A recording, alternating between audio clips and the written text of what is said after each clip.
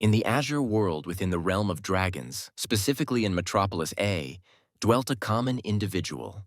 This person went by Frankqing, conducting daily affairs just as every other citizen did. Without warning, the clear skies over the metropolis turned pitch black.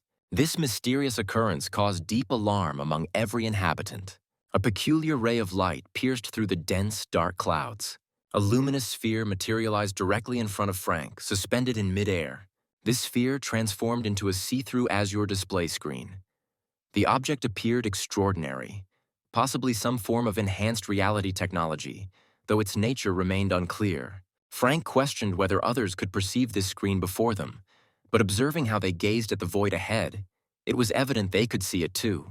Xing had never encountered such sophisticated technology and couldn't identify which nation possessed such capabilities.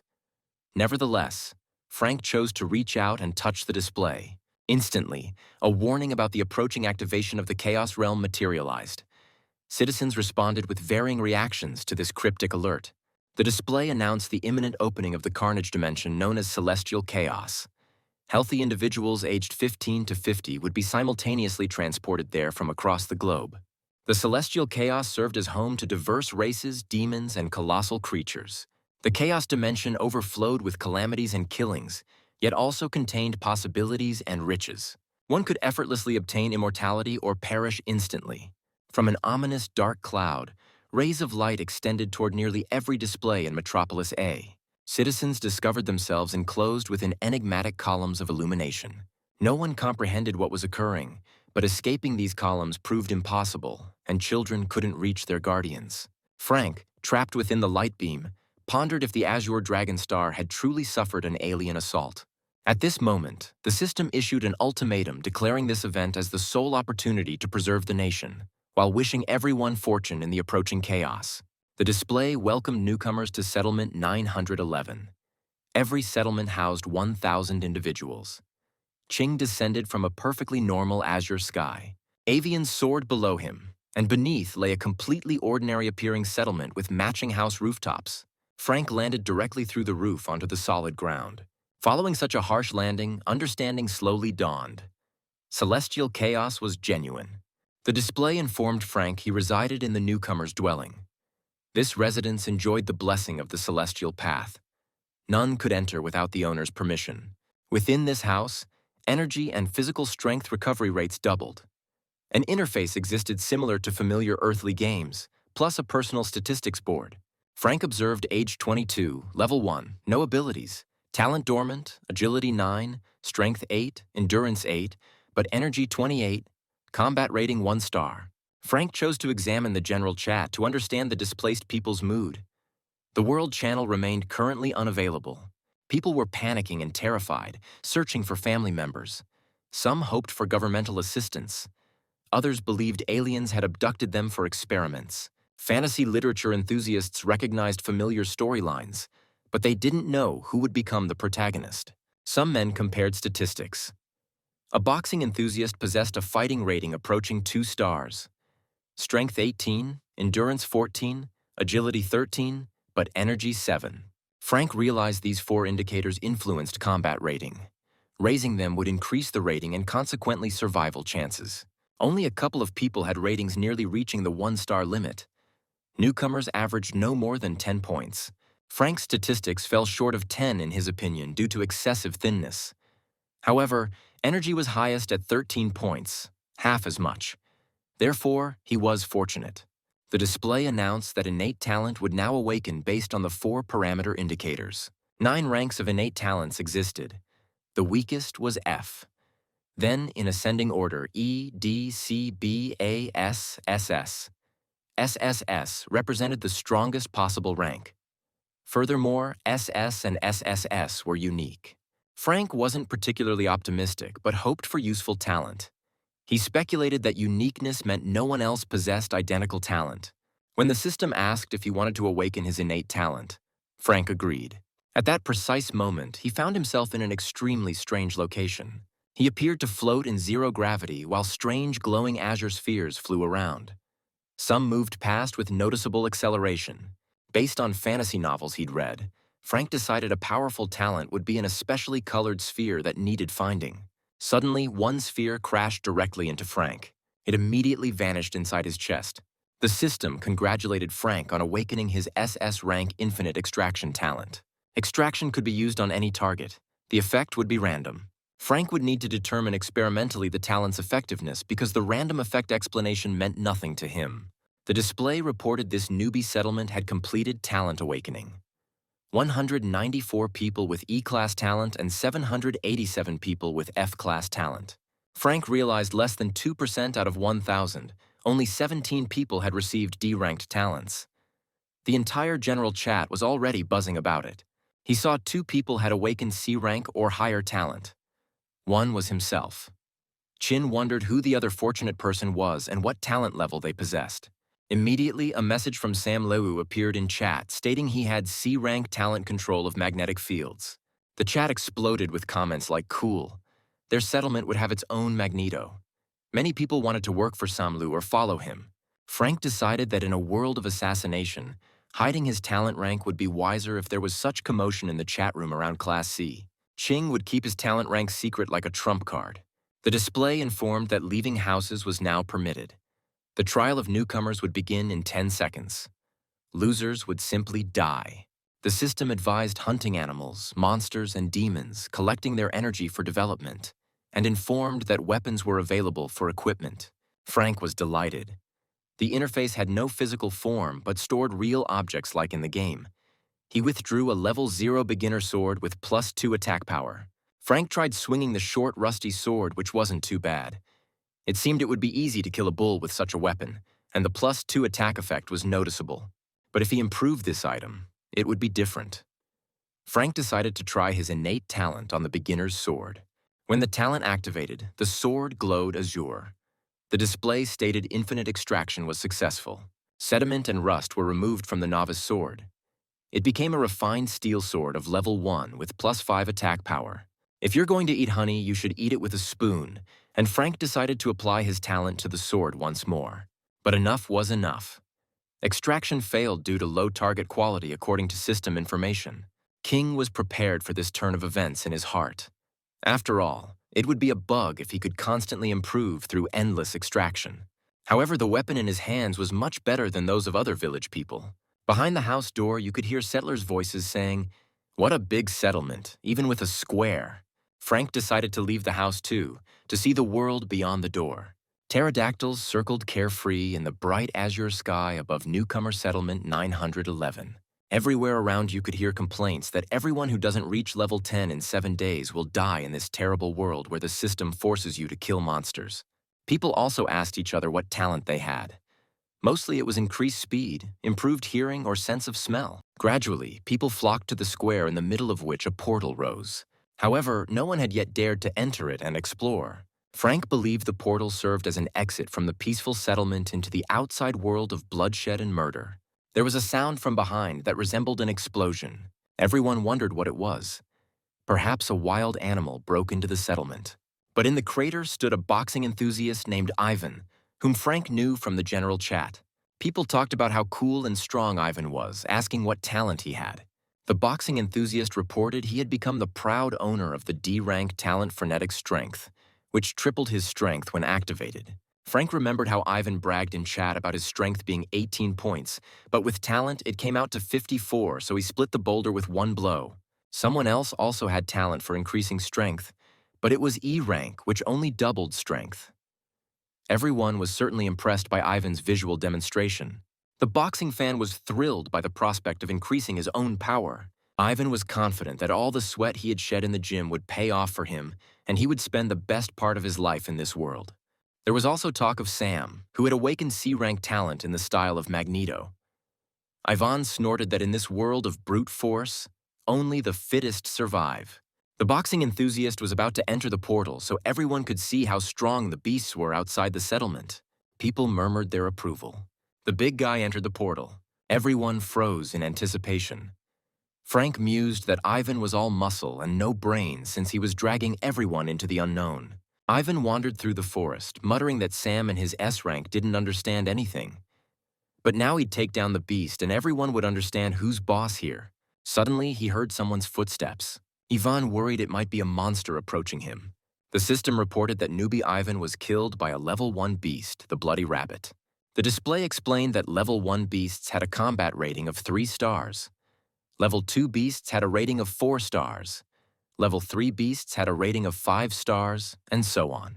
People were shocked since even the big guy who crushed the boulder lost his head in a couple of minutes. Then they all had to leave the settlement as if to the slaughter. The display stated that a protective barrier was keeping the beast away from the settlement, but only for 7 days during the trial of newcomers. Frank was slightly disappointed that the strongest man in the settlement was killed by the weakest level 1 beast. It turned out surviving in this world would be harder than he thought. Besides, in a week, the barrier would disappear, meaning people wouldn't be able to hide in the settlement either. But Ching was sure the system wouldn't give a bunch of hints if the task was impossible. 4 people with 1 star could easily take down a beast with 3 stars. Frank wasn't the only one who came up with this idea. People started slowly forming groups to kill monsters in order to evolve and not die. People discussed their talents and characteristics to work better together. This is how groups cooperated, where someone had higher rank or useful talent and others had high stats. A young man also approached Frank with an offer to join forces. Ching gratefully declined. Group leveling wasn't for him because such innate talent was best hidden until he became stronger.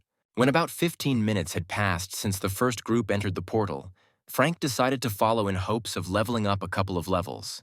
On the other side of the portal, there was a gloomy forest. Frank had the feeling that at least a dinosaur was about to pounce on him from behind the bushes. Frank smelled an extremely unpleasant odor. The source of the stench was the corpse of boxing enthusiast Ivan. King understood the big guy died due to his own stupidity. But the corpse of a fellow villager lying in front of him reminded him of mortal danger at every step. To survive, you must firstly be careful and secondly level up as quickly as possible. Frank decided to try to see if his talent would work on a dead body. The extraction was successful, and Ching gained Ivan's innate talent, Class D Raging Force.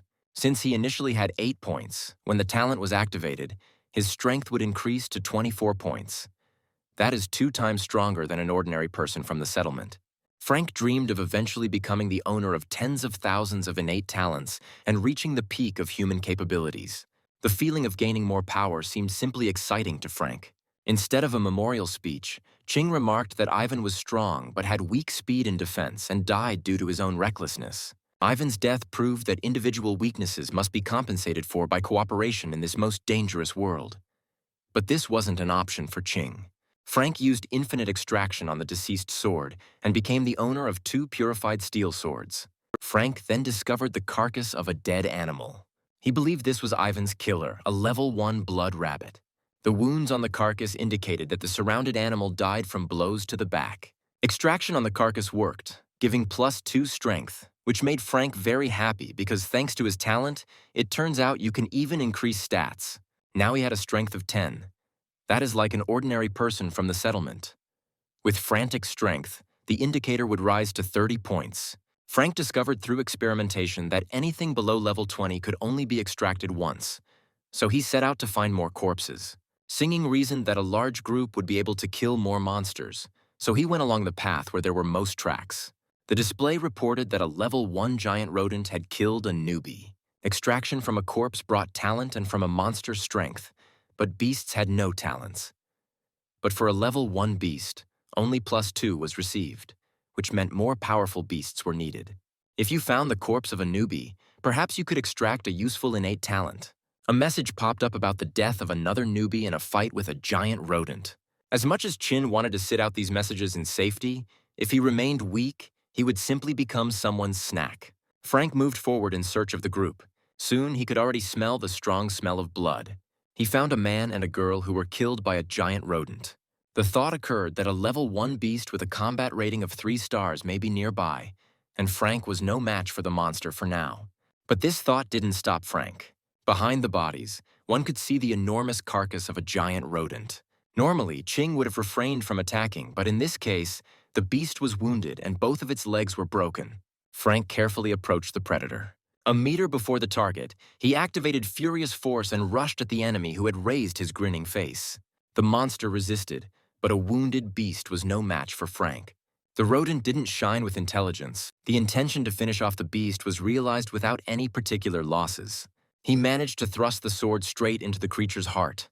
During the fight, He even managed to punch the animal's bloody face once. Frank learned the hard way that even a wounded giant monster shouldn't be written off too easily. The display informed that killing a level 1 beast awarded 30 energy points. Frank felt a pleasant warmth and the fatigue receding. In his status, he saw that after killing the giant rodent, his level had risen a little. Now it was 30 out of 100 points. Ching saw this as a great start to leveling up. Infinite Extraction gave +2 to Dexterity, which was now 11 points. But Frank wanted to find a level 2 beast to raise his stat points faster. Now Frank moved on to the real goal of finding this group. Extraction granted a Class F olfactory enhancement that allowed you to increase your sense of smell tenfold, as well as a speed enhancement talent. This talent was extremely useful for Chin. Although it may not be so important to other people, but now it would be easier to find corpses and avoid dangerous beasts. The boy also used his talent on 2 of the novice's short swords, obtaining purified steel ones. Frank activated the olfactory enhancement. The whirlwind of smells was so overwhelming that he felt nauseous. Frank calmed down and tried to slowly get used to the new sensation in order to learn to distinguish smells. Now the smell of dirt was perceived as a light aroma. The floral scent was also immediately noticeable. Also, the smells of other people. Frank realized these people were nearby and approaching. A group of people hunted a giant rodent. One of them distracted the beast's attention. When the rodent was engulfed by the imaginary victim, they all attacked together from 4 sides.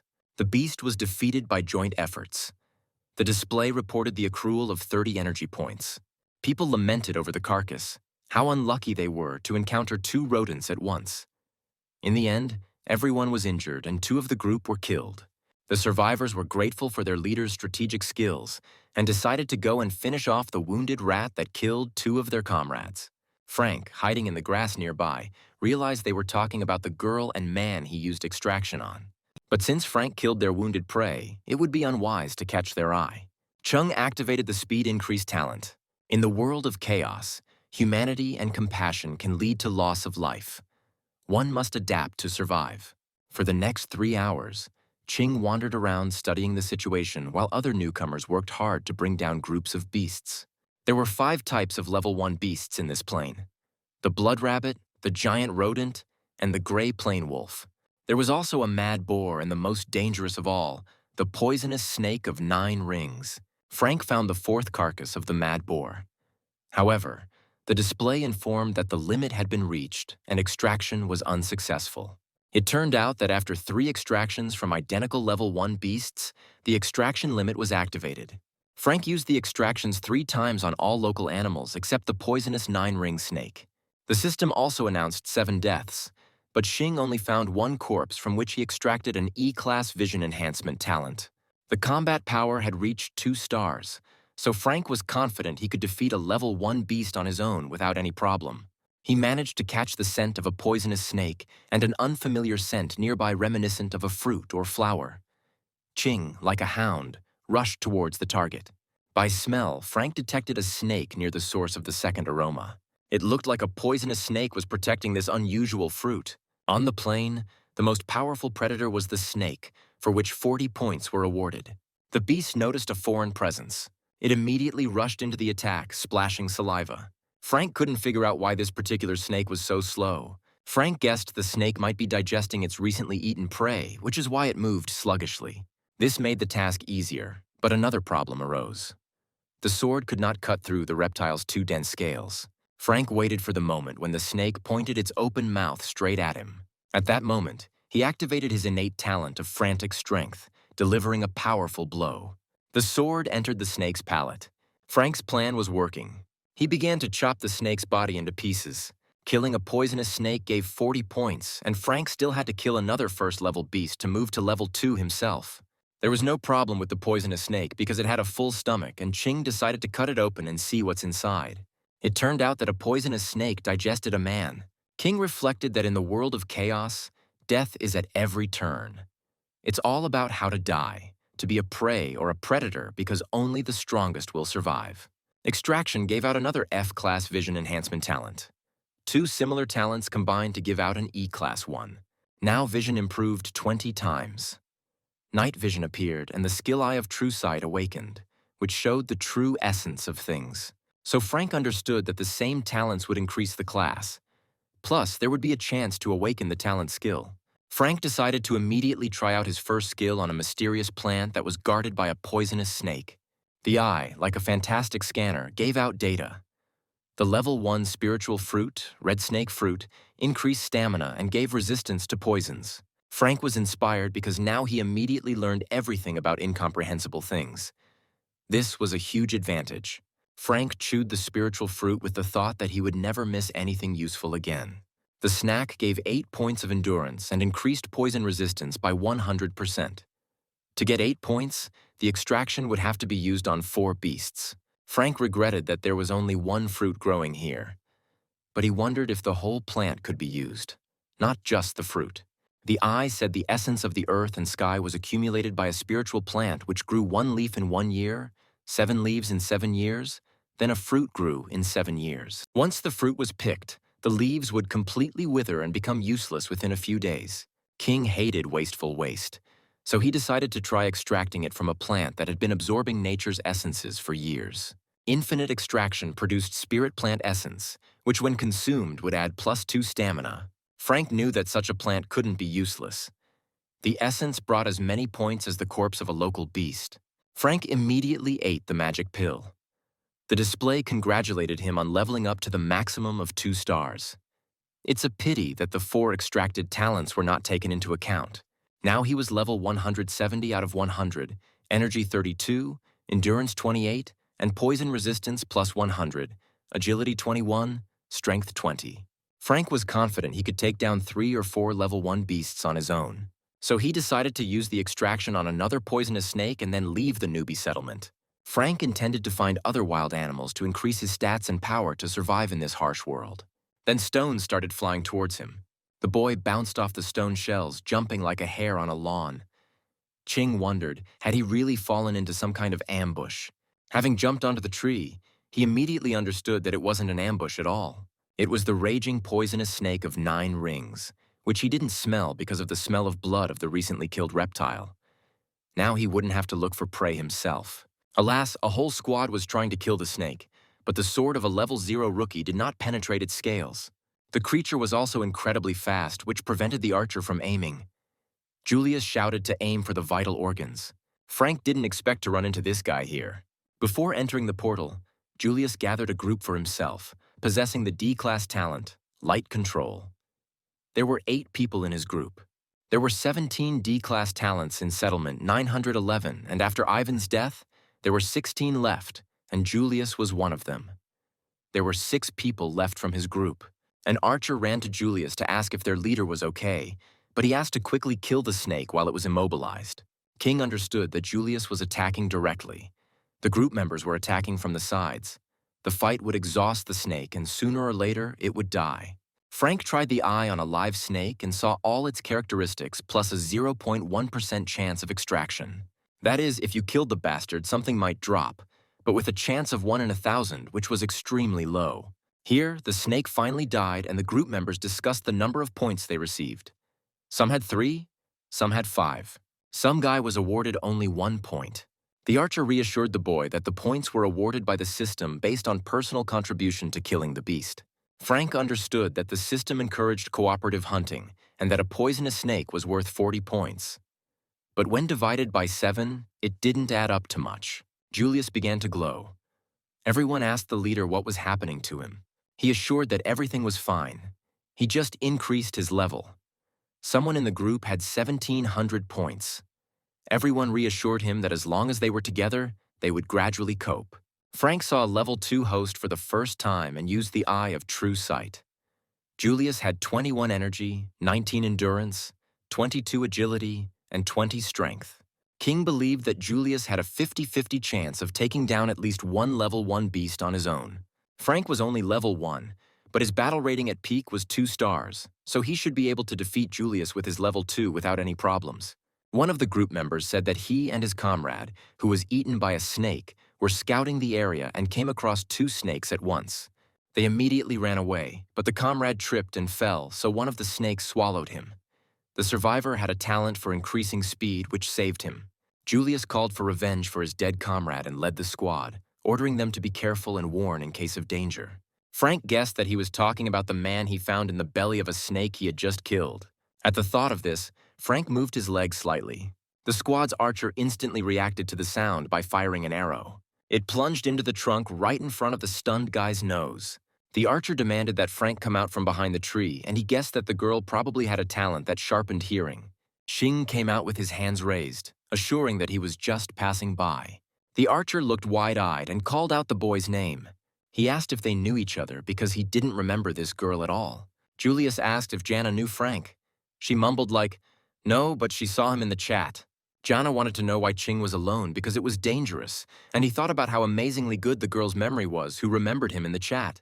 Frank was annoyed that the group was in no hurry to leave because he was eager to use extraction on the snake corpse. Jana asked if Julius was okay with Frank joining them. Their group had lost one member and a newcomer would increase their chances of survival. Julius was well aware of the difference in strength between people and animals, so he needed to strengthen his stable position. It was necessary to attract as many loyal supporters as possible to the group. Julius asked to show stats and talent. If they were good, Qing would be accepted. Jana asked Frank to show their level 2 boss information about his characteristics. Frank refused, saying he preferred to level up alone. Frank left. The archer tried to stop him, but Julius didn't force anyone to join. Julius and Sin's group went their separate ways. Jana realized that Frank didn't remember her, but she mentally asked him to survive. The group reached the resting place of the second poisonous snake of 9 rings. He discovered the carcass of the beast cut into pieces like cold cuts. Among the pieces was the body of their dead comrade. Based on the degree of drying of the blood, the group understood that the snake was killed about 15 minutes ago. The beast was killed with one blow and there were only traces of one person around. The guys realized that the bastard was killed by a lone professional. Jana wondered if this was really Qin's doing, but he was the only one nearby and refused to join the group. Here, the system reported that one of the newbies had reached level 3. So, the top 100 rating in settlement number 911 became available. Julius believed he was wrong about Frankqing, who was only in 47th place and at level 1. Looking at the rating, Frank saw that 8 people already had level 2. In 4 hours, the limit of extraction from wild animals had been reached in this meadow. It was time to go hunting. The display informed that the first one to reach level 10 would receive a gold chest as a reward, the second a silver one, the third a bronze one. The first 100 people to reach level 10 would receive a chest that could be opened immediately. Chests came in dark steel, the lowest rank, then bronze, silver, gold, dark gold, purple diamond, historical rank, and mythical. It was clear that the higher the rank of the chest, the cooler its contents should be. Frank was determined to take first place in this competition. Frank discovered a level 1 silver wolf hybrid with a combat rating of 4 stars. Trait: cunning, cruelty, and bloodthirstiness. Danger: 1%. Qing activated frenzied force and speed boost when attacking the wolf. But the wolf's skin was so tough that it seemed as if Frank was trying to cut iron. Using his talents, Frank couldn't even hurt the creature. The hybrid declared that the pathetic little man dared to invade his territory and would be torn to pieces for it.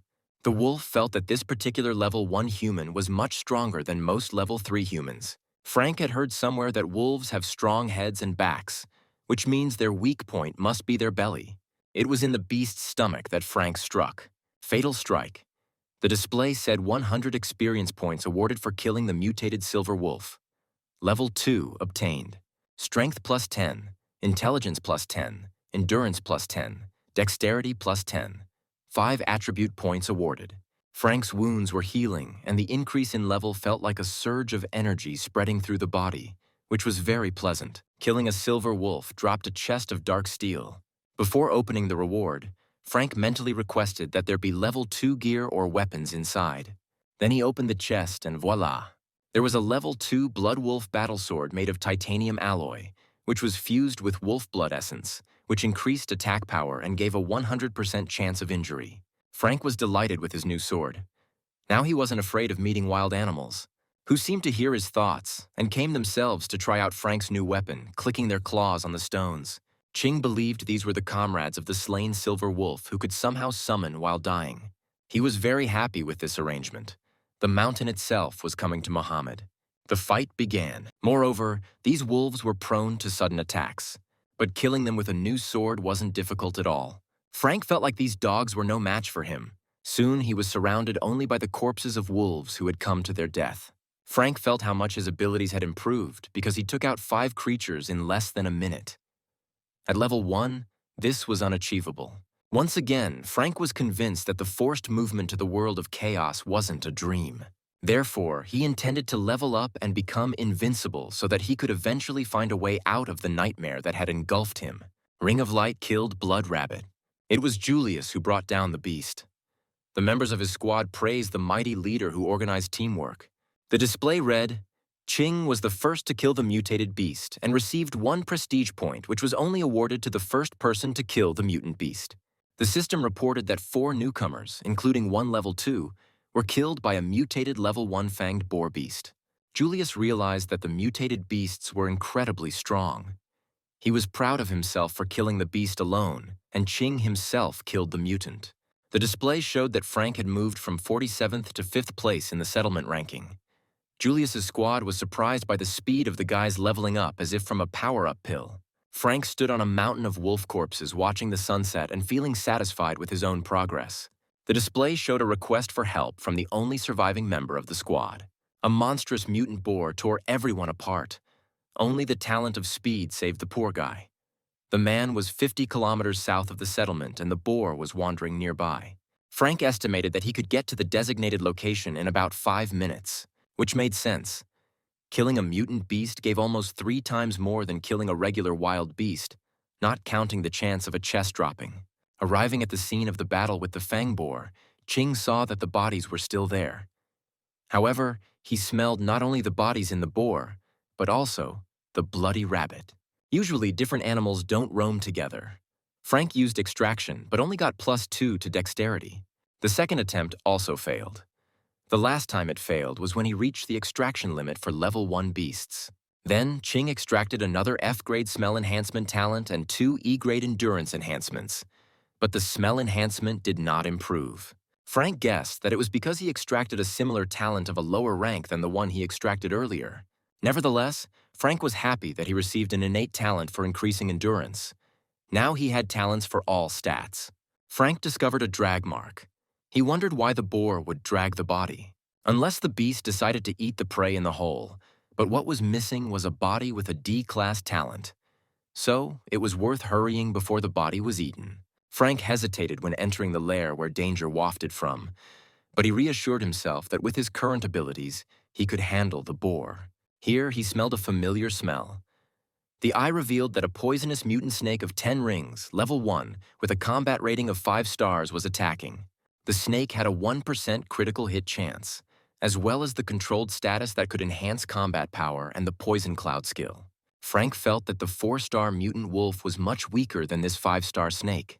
The snake immediately released a cloud of poisonous gas from its gaping mouth. Frank's eyes immediately became inflamed. He felt like he was just the icing on the cake for all the bloodthirsty inhabitants of this ill-fated lair. Due to the poisonous gas, Ching saw only blurry silhouettes.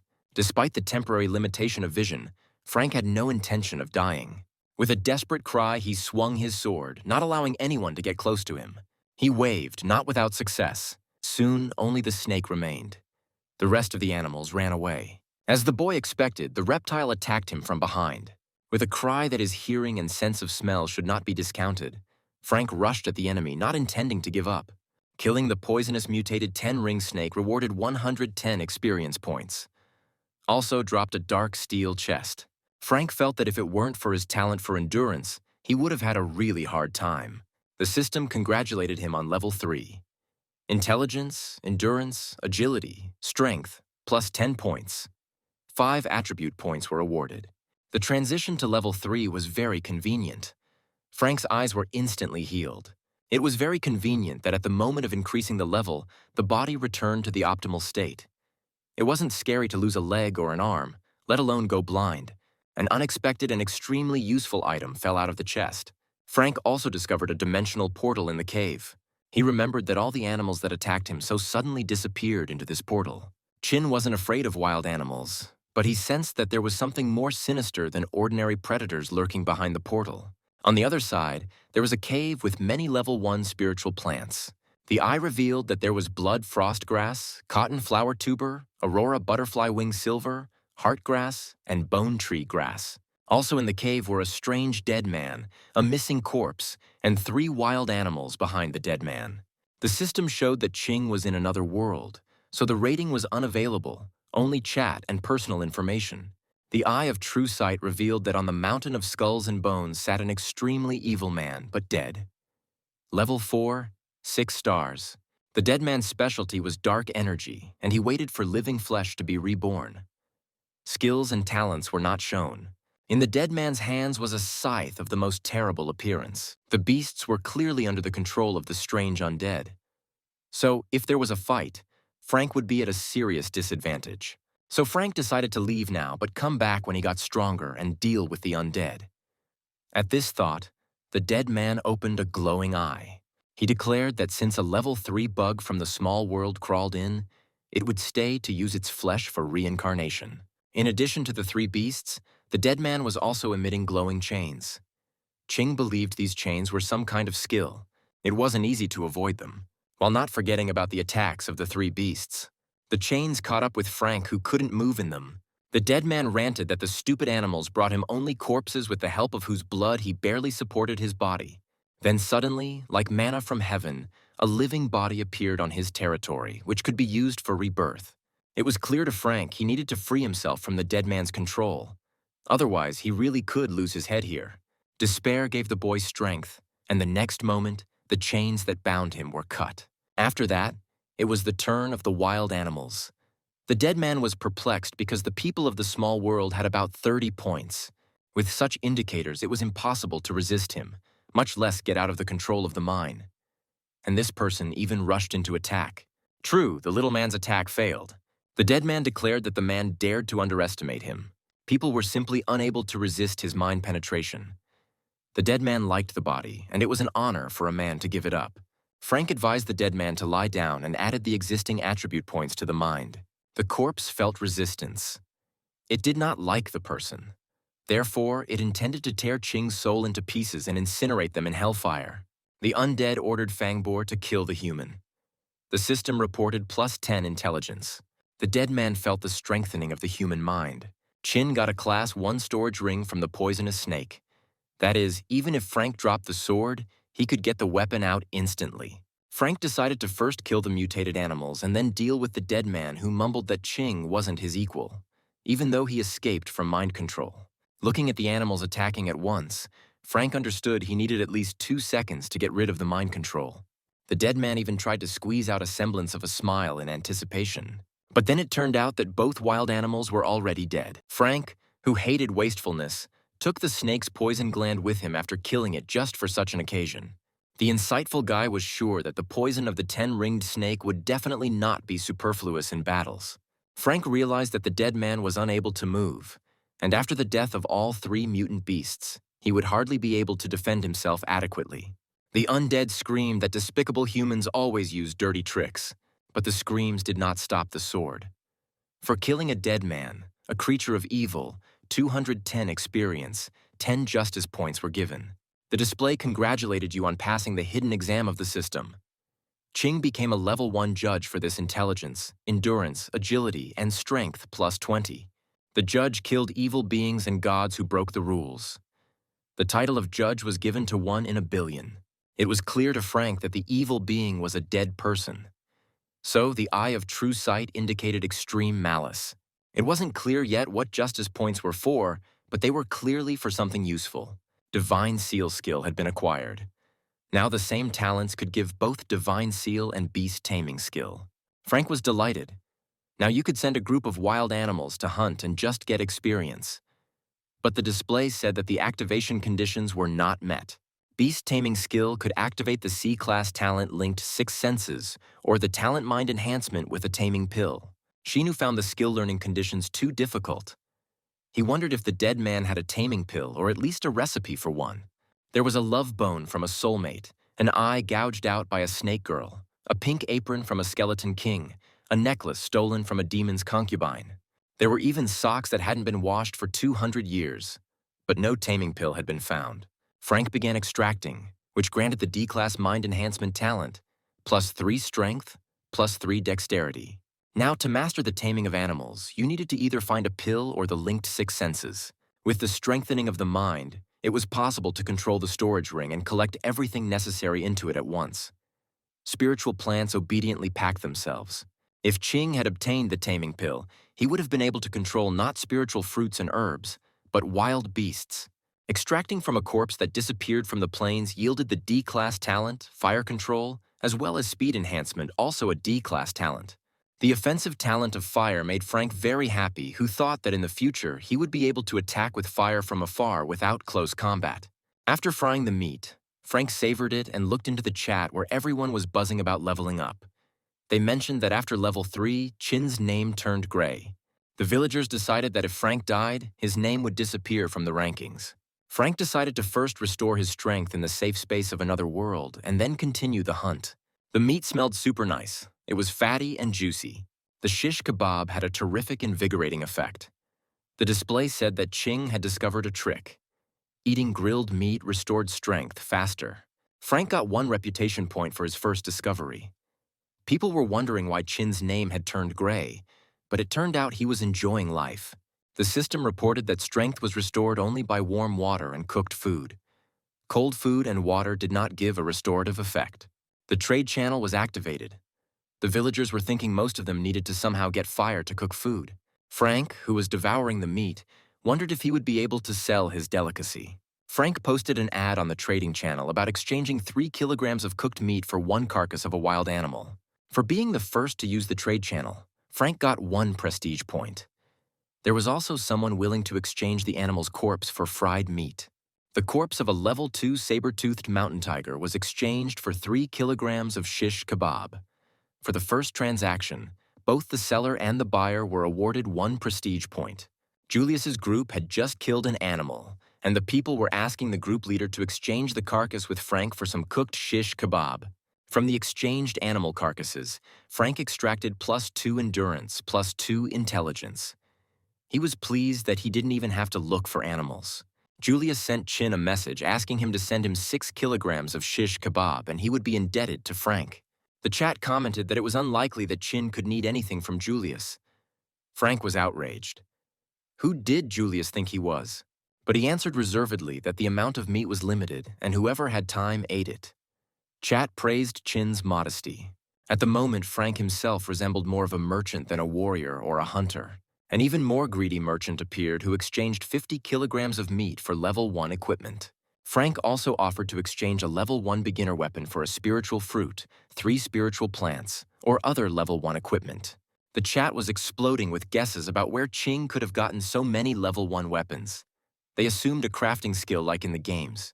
Frank exchanged a level 1 strength bracelet which gave +7 strength for a level 1 steel sword. Here, the display showed that the settlement of newbies number 137 had made a bet on resources against the settlement of newbies number 911. The resources of the losers would be reduced by 50%, each in the losing settlement 20 attribute points.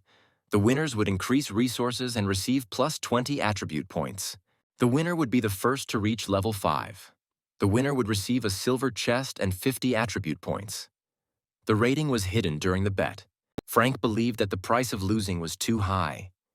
It wasn't clear what settlement number 137 was doing because the leveling would drop and few would pass the test.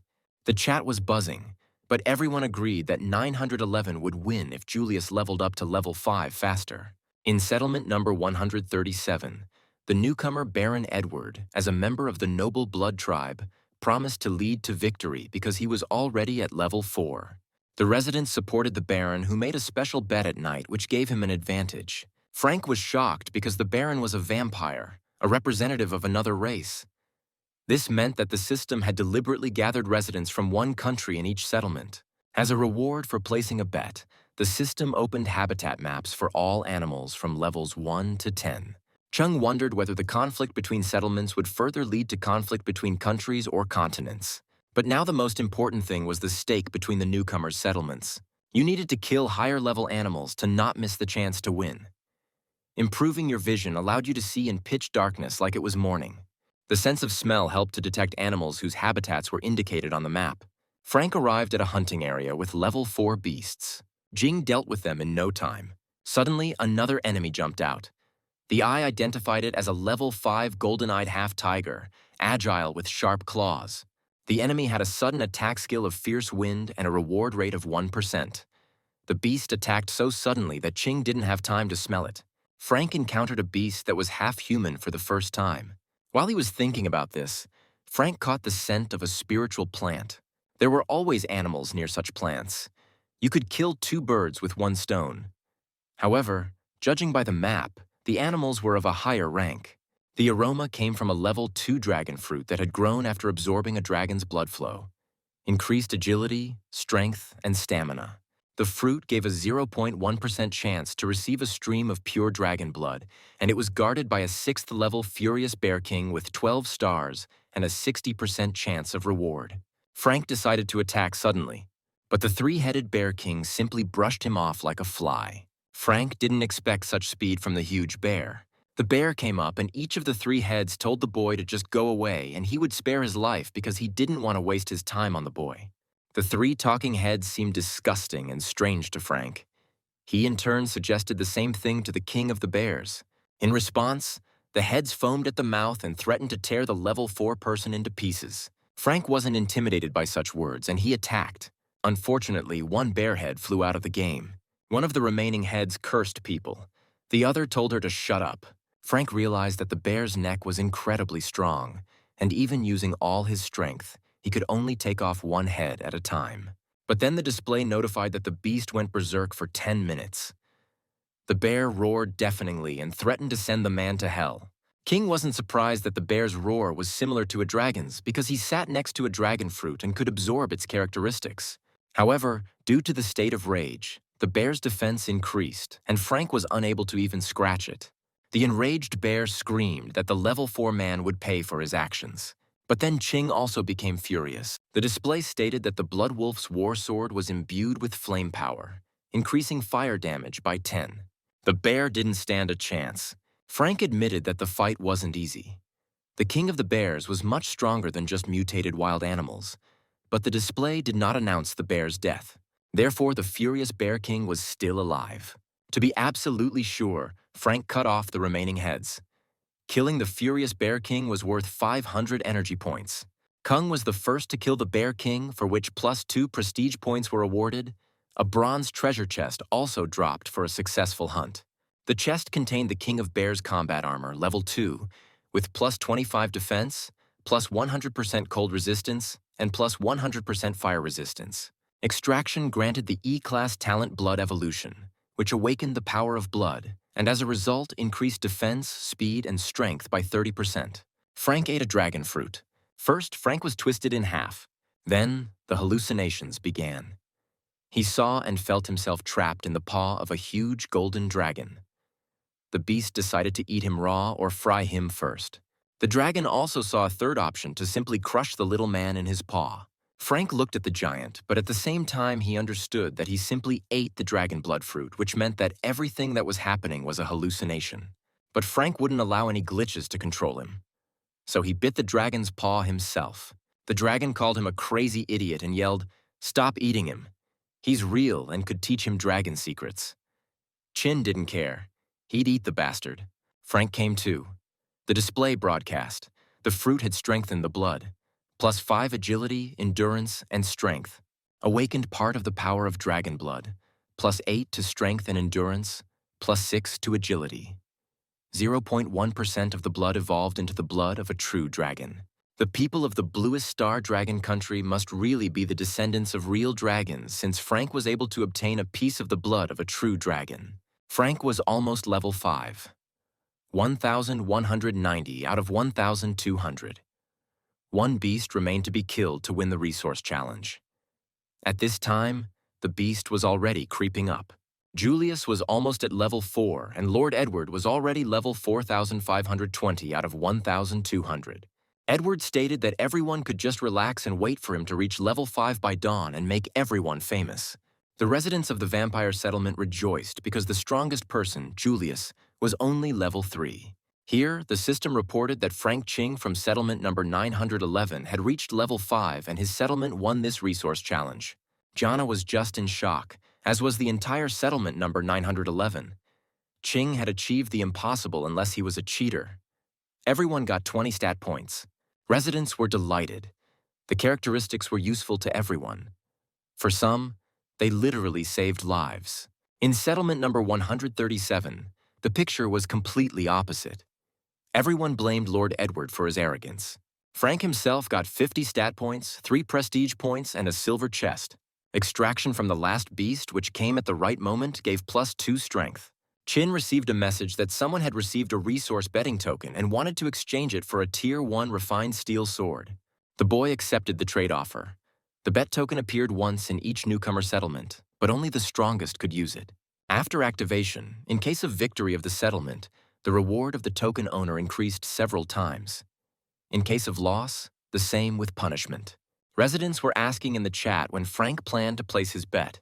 King intended to bet on resources in the morning when everyone had had a good night's sleep and was recuperated. The residents praised the caring leader, but Frank wasn't driven by concern for the population or fatigue. With his endurance, you could go 3 days without sleep and not get tired. He just wanted to get to the most dangerous area with level 10 beasts before making a bet.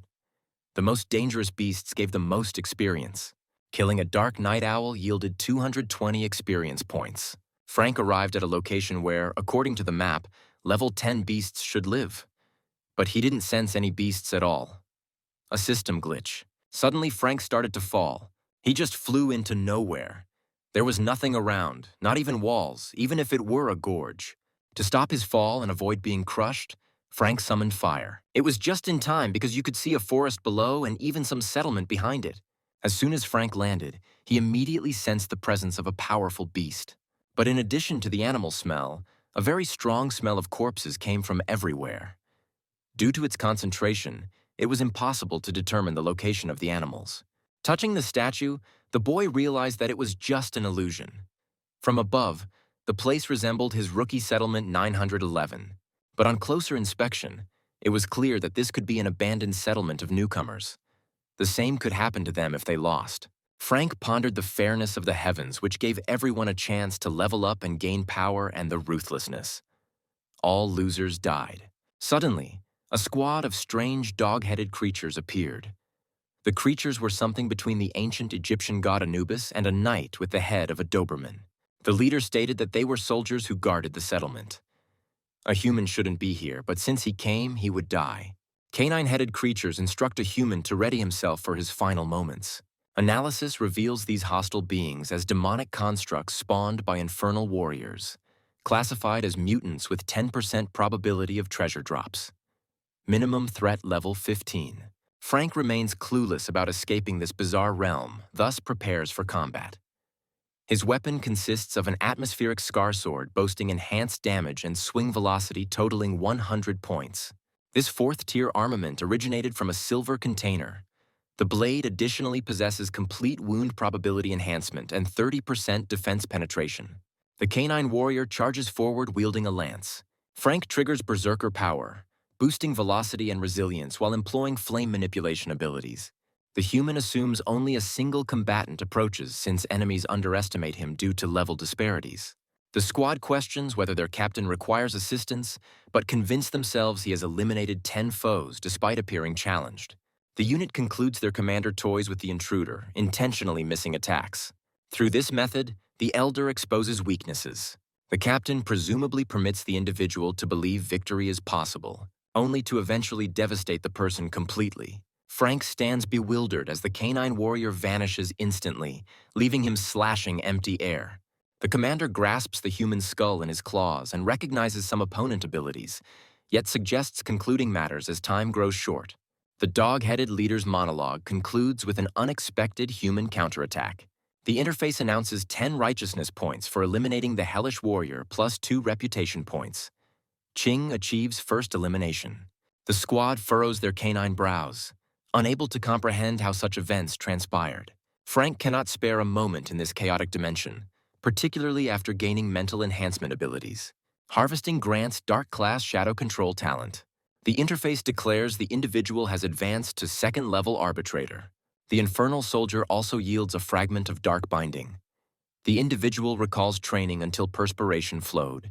To master complete weapon mastery, he repeated exercises countless hundreds of thousands of times, yet ultimately perfected silent assassination techniques.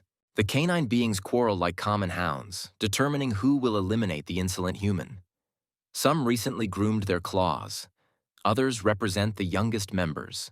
Frank questions why the unit shows no urgency in avenging their fallen senior member. Something suspicious lurks here. The individual's contemplation interrupts as the recently slain captain materializes furiously behind him. Squad members grumble that their leader's caution has deteriorated. He explains extended absence from human combat made him simply careless. The captain boasts that the interface reported his death, yet he lives and adds that true sight should have revealed their nature. The demonic soldiers emerge directly from infernal realms. This indicates they possess immortality. Frank claims he observes merely a pack of guardhounds. He wonders about their confidence. Having succeeded in one elimination, he can achieve a second. The second combat round commences. Here, a stone rooster statue crows. Morning approaches. A luminous gateway manifests. The squadron summons their leader to the portal. He observes his fascination with the human, and should destiny permit, they shall encounter again. Thus, he bids farewell temporarily. King undervalued the canine creatures. The display reads, "The Forgotten Settlement connects all newcomer locations, manifesting nightly and vanishing at daybreak. Provided Frank possesses the Shadow Seal, he may enter this place." Ching vows to return and locate the commander when sufficiently powerful. Behind the individual's position, a sand millipede of 12th level bearing 15 stars rises like a mountain, venomous and sightless, yet possessing enhanced auditory talents of 5th class. 2 village inhabitants have achieved 5th level. Therefore, the regional communication network activates automatically. Ching dismembers the millipede. The interface reminds that the territory encompasses 1,000 newcomer settlements.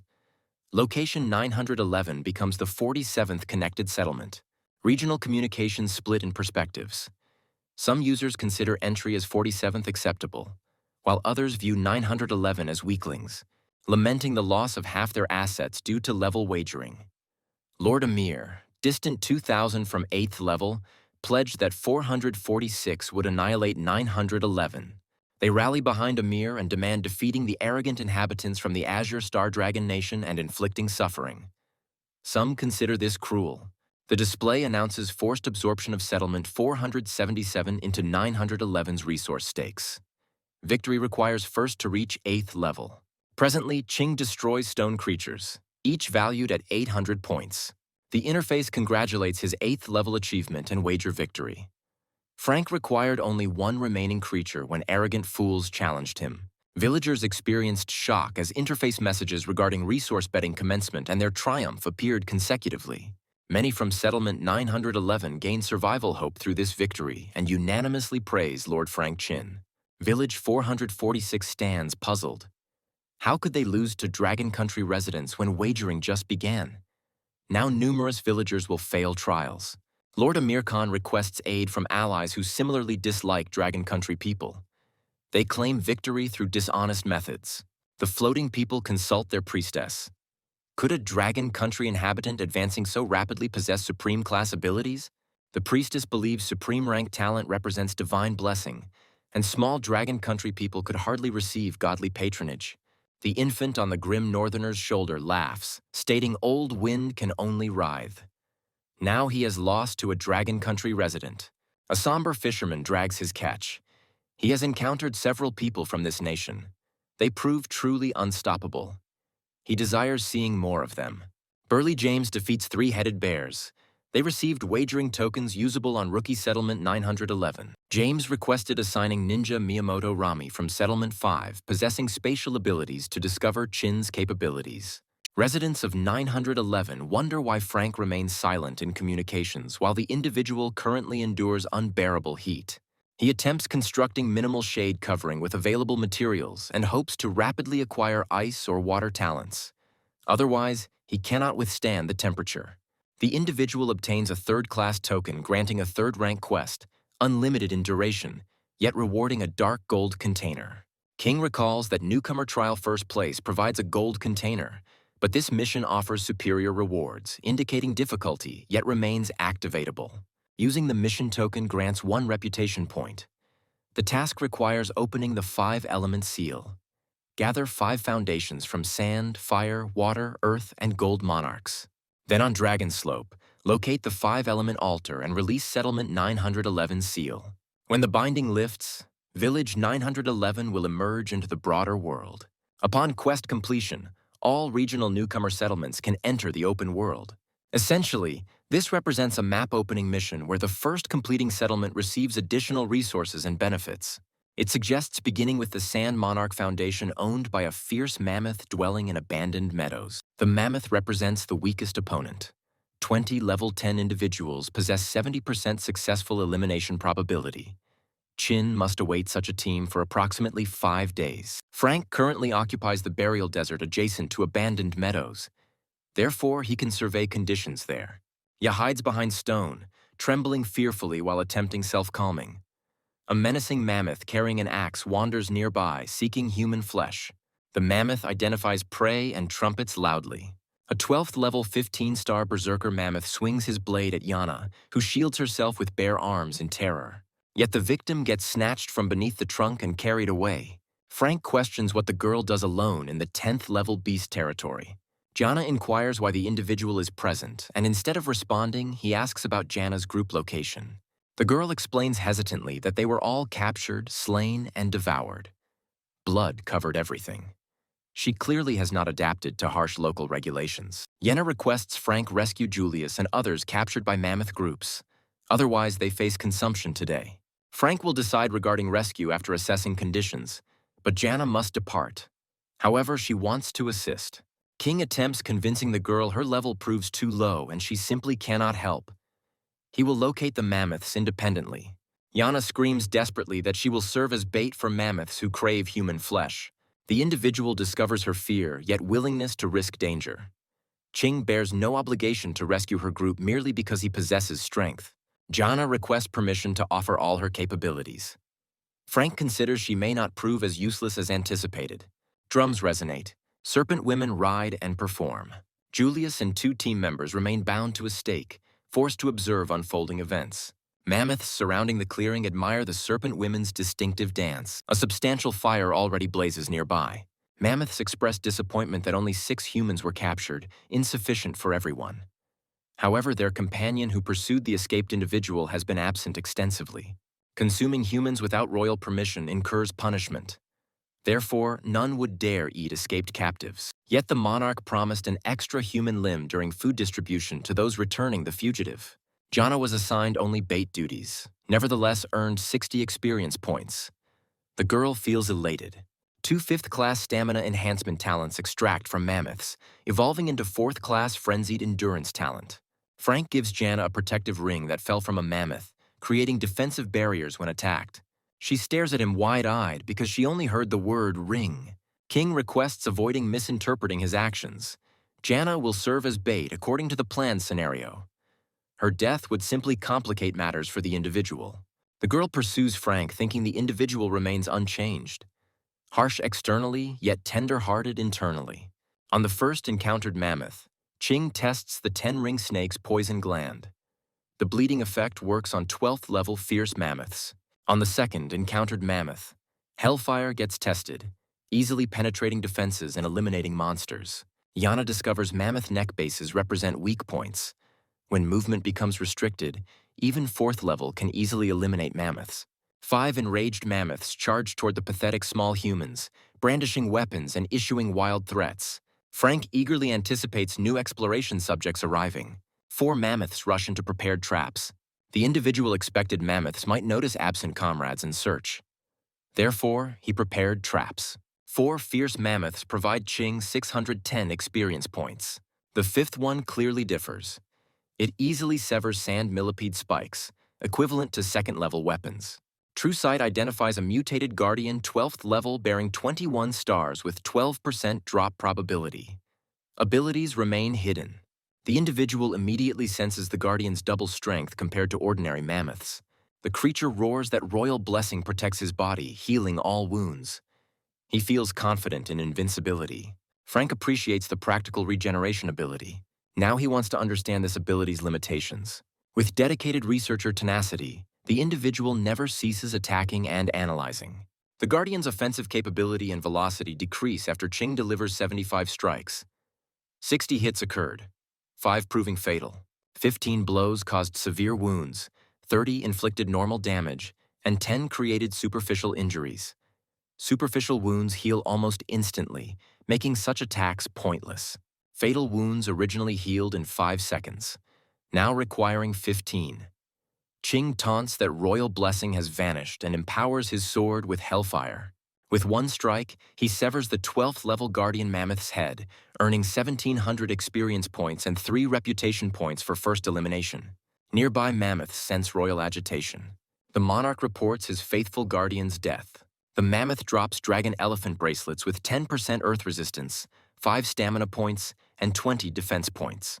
Jana observes Frank's mood suddenly deteriorating, yet cannot imagine reasons after such victory. The individual unsuccessfully attempted extracting regeneration abilities 5 times. Qing seriously contemplates reasons for such devastating failure. A brilliant realization emerges. If extraction from minions proves impossible, then he must extract from their monarch. Near the clearing, they survey surroundings. Yana worries about over 30 mammoths present. Even Frank could suffer with such numerical disadvantage. The girl suggests quickly rescuing Julius and others, then returning through portals to villages where mammoths cannot reach. The individual suggests examining the fire pit around which mammoths have gathered. On the opposite side, merely 2 creatures guard prisoners tied to stakes. Everything appears very tempting. One could suddenly attack 2 guards from forest cover, rescue people, and escape. Yet such simplicity resembles a trap. Frank remains certain the mammoth group was dispatched because the herd noticed 8 missing tribe members. The monarch clearly suspected something. Julia was deliberately left with few guards while pretending preoccupation with their affairs. The individual explains mammoth trap tactics. The girl disbelieves since they discuss wild animals.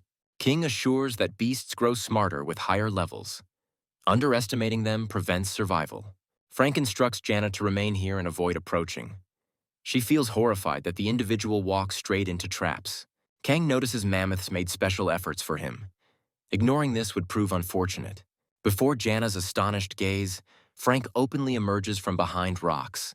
The individual heads directly toward the fire. The supposedly dancing mammoths finally obtain their desired prey. Yet in their large minds, thoughts swarm. Will the monarch really just eliminate this human? Who actually appeared? He appears delicious, even if stupid. Frank approaches the monarch directly, and surrounding mammoths feel perplexed. How could such weaklings eliminate guards unless through treachery? Qing senses people discussing him behind his back while mammoths detect unusually powerful human aura. The monarch notices a human finally arrived. Qing welcomes the stunning and cruel 12th level fierce mammoth king. Combat power of 25 stars exceeds Shin by 6. Analysis reveals territorial defense, guard, bloodthirst, and cruelty characteristics. Rage reaches 100%. The monarch's talents include land management and impressive physique 4th class. Skills remain concealed. The king claims the human eliminated 14 subjects, including a guardian. Therefore, the monarch lured him here purposefully. The mammoth believes humans prove more valuable than eliminated worthless ones. Therefore, he offers membership. The monarch will forget the human's crimes. Frank cannot believe his ears. The leader promises granting guardian titles, females, food, medicine, and creatures, making him the happiest person. Before responding, Qing wants to question the monarch. Frank heard that in alternate dimensions, everyone as powerful as wind can fly, relocate mountains, and devastate worlds with hand gestures. He wants to know if this proves true. The monarch has not heard of alternate dimensions and consults his priest. The priest also lacks knowledge, yet suspects the human spreads rumors. The serpent woman giggles, claiming only heaven could accomplish such feats.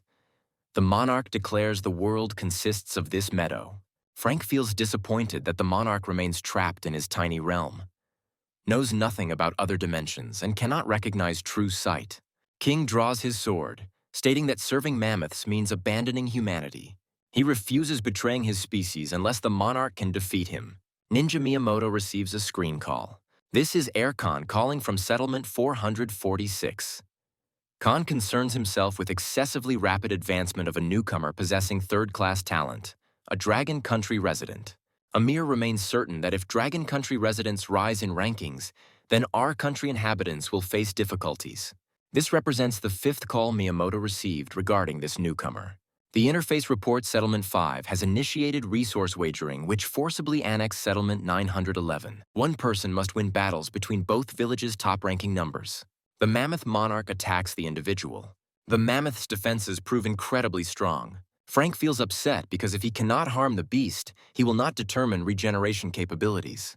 The mammoth excellently wields his two-handed weapon. The monarch slams the individual into stone. The impact proved quite noticeable for the individual. The monarch graciously offers the human one final opportunity to reconsider.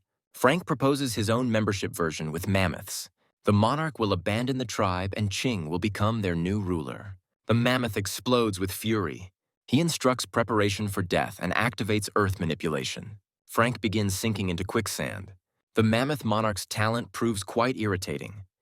Additionally, the beast activates telekinesis and sand hardens, gripping Qin's hands like vices. Frank breaks free and fires projectiles at the beast. Not a scratch appears on the mammoth. The individual activates hellfire. The monarch shows no indication of feeling the attack. However, the interface states target damage has been dealt. Now Frank cannot determine if the monarch's regeneration rate is lower than guards or if hellfire affects him. The monarch attacks again.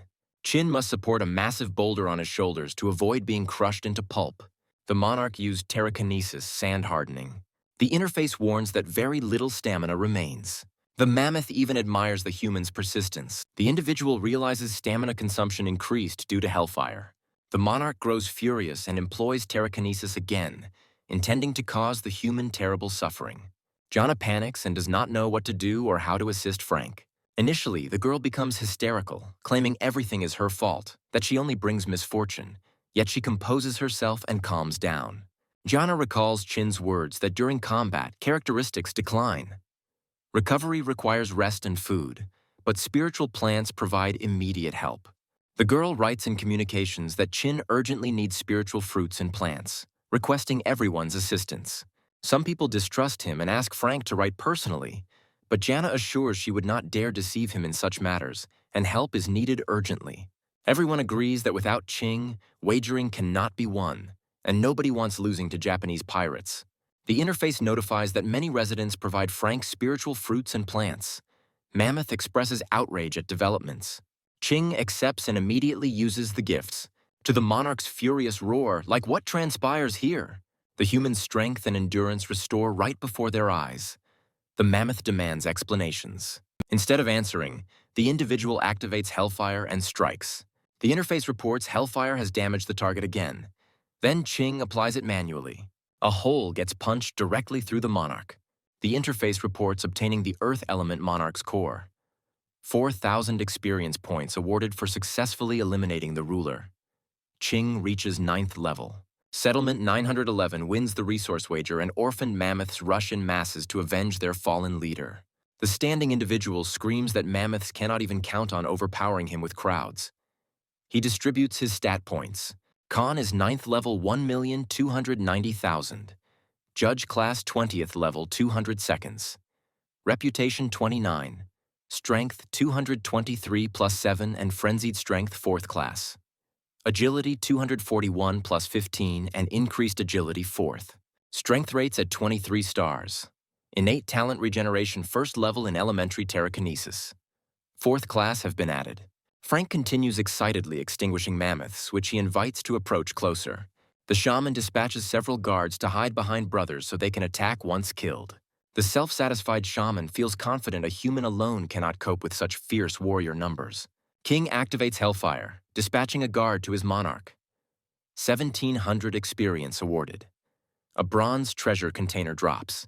The individual understands mammoth shaman machinations desperately prevent rapid herd extermination, and Qing decides removing this elephant-headed obstacle. The shaman observes a human approaching, yet blocks the blow, placing his fellow tribesman guard under the sword, immediately making Frank consider animal control abilities.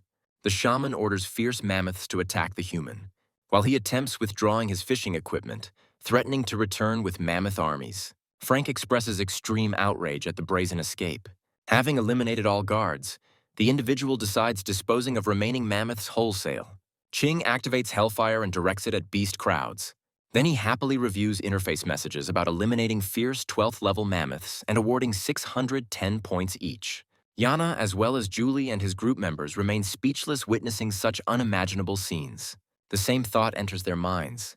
Frank is a demon. Julius and his companions sincerely thank the individual for rescue, and as gratitude offer accepting all spiritual plants they possess. Frank examines the offering and notices all fruits are low level, which immediately upsets the rescued. Yet he still reaches to take one, which suddenly crows. Julius asks forgiveness, stating the useless thing fell into their hands accidentally, but he forgot discarding it. True Sight identifies the item as 0-level squealing chicken with 0 strength, yet with peculiarity of making incredible noise like 100 chickens. Frank accepts the gift and requests the rescued team quickly leave the dangerous 10th level beast zone. Jana understands the individual has decided becoming stronger than everyone else, and she, along with hundreds of thousands of ordinary people, will observe his growth. Meanwhile, Frank faces a difficult dilemma. What to do with serpent women? They assure they are merely dancers causing no harm. Analysis reveals a seductive 10th level Naga with 0 stars and 5th class talents of enchanting dance and flexible waist feeding on spiritual fruits. Frank observes earth chestnuts on the snakes, yet they do not know the plant's origin. The individual simply releases several Nagas, because he does not envision situations where enchanting, dancing, or flexible waist talents could prove useful. Frank decides continuing with the mission and examining rewards along the way. In communications, his village residents express outrage at the losing village's insolence, spreading gossip and slander about Chin. It becomes clear to the individual that he needs personally proving to losers that winning wagers with Ching remains unattainable for them. Frank activates his token. Each settlement has only 1 resource wagering token. 100 tokens can be activated in a region. This is the 79th token. Vampire Edward, Amamir Khan, and Miyamoto risked activating their tokens and lost. Frank considers his token activation a great opportunity. The interface offers betting method choices, team or individual. They have already played individual wagers. In team wagering, 2 camps must form, yours and enemies, together with other settlements. Prizes and punishments prove greater here. The individual feels obligated teaching all opponents an unforgettable lesson simultaneously, so he makes team wagers. The window reports that Ching from Settlement 911 has made bids using command wagering for the first time. Loser resources will be reduced by 70%. 50 characteristics. Winner camp receives double resources and everyone gets plus 50 stat points. You must eliminate 1,000 points worth of wild animals alone to win. Team eliminations do not count. A 5th level beast equals 1 point. A 6th level beast equals 2 points. A 7th level beast equals 3 points, and so on. Settlement 911 people rejoice that Ching will not permit anyone insulting Dragon Country people. 1 first level among them will not survive loss, yet everyone feels confident Frank has a plan. The interface shows 3 settlements in the red camp, 911, 34, and 77. 24 settlements already exist in the blue camp. Miyamoto reports their settlement has 6 second level, 4 fourth level, and 12 fifth level people. With resource decreases, their strength has diminished. Ninja feels confident this time victory belongs to them because their alliance has 24 settlements while Chi has only 3. Miyamoto intends making 911 settlement pay for their previous wagering actions. The ninja declares he will pay with his life if he loses. The window informs about wagering beginning in 10 minutes and turns on countdown. Ching sorts rewards. Mammoth bracelet gives plus 30 strength. Mammoth handcuffs sand resistance plus 100%.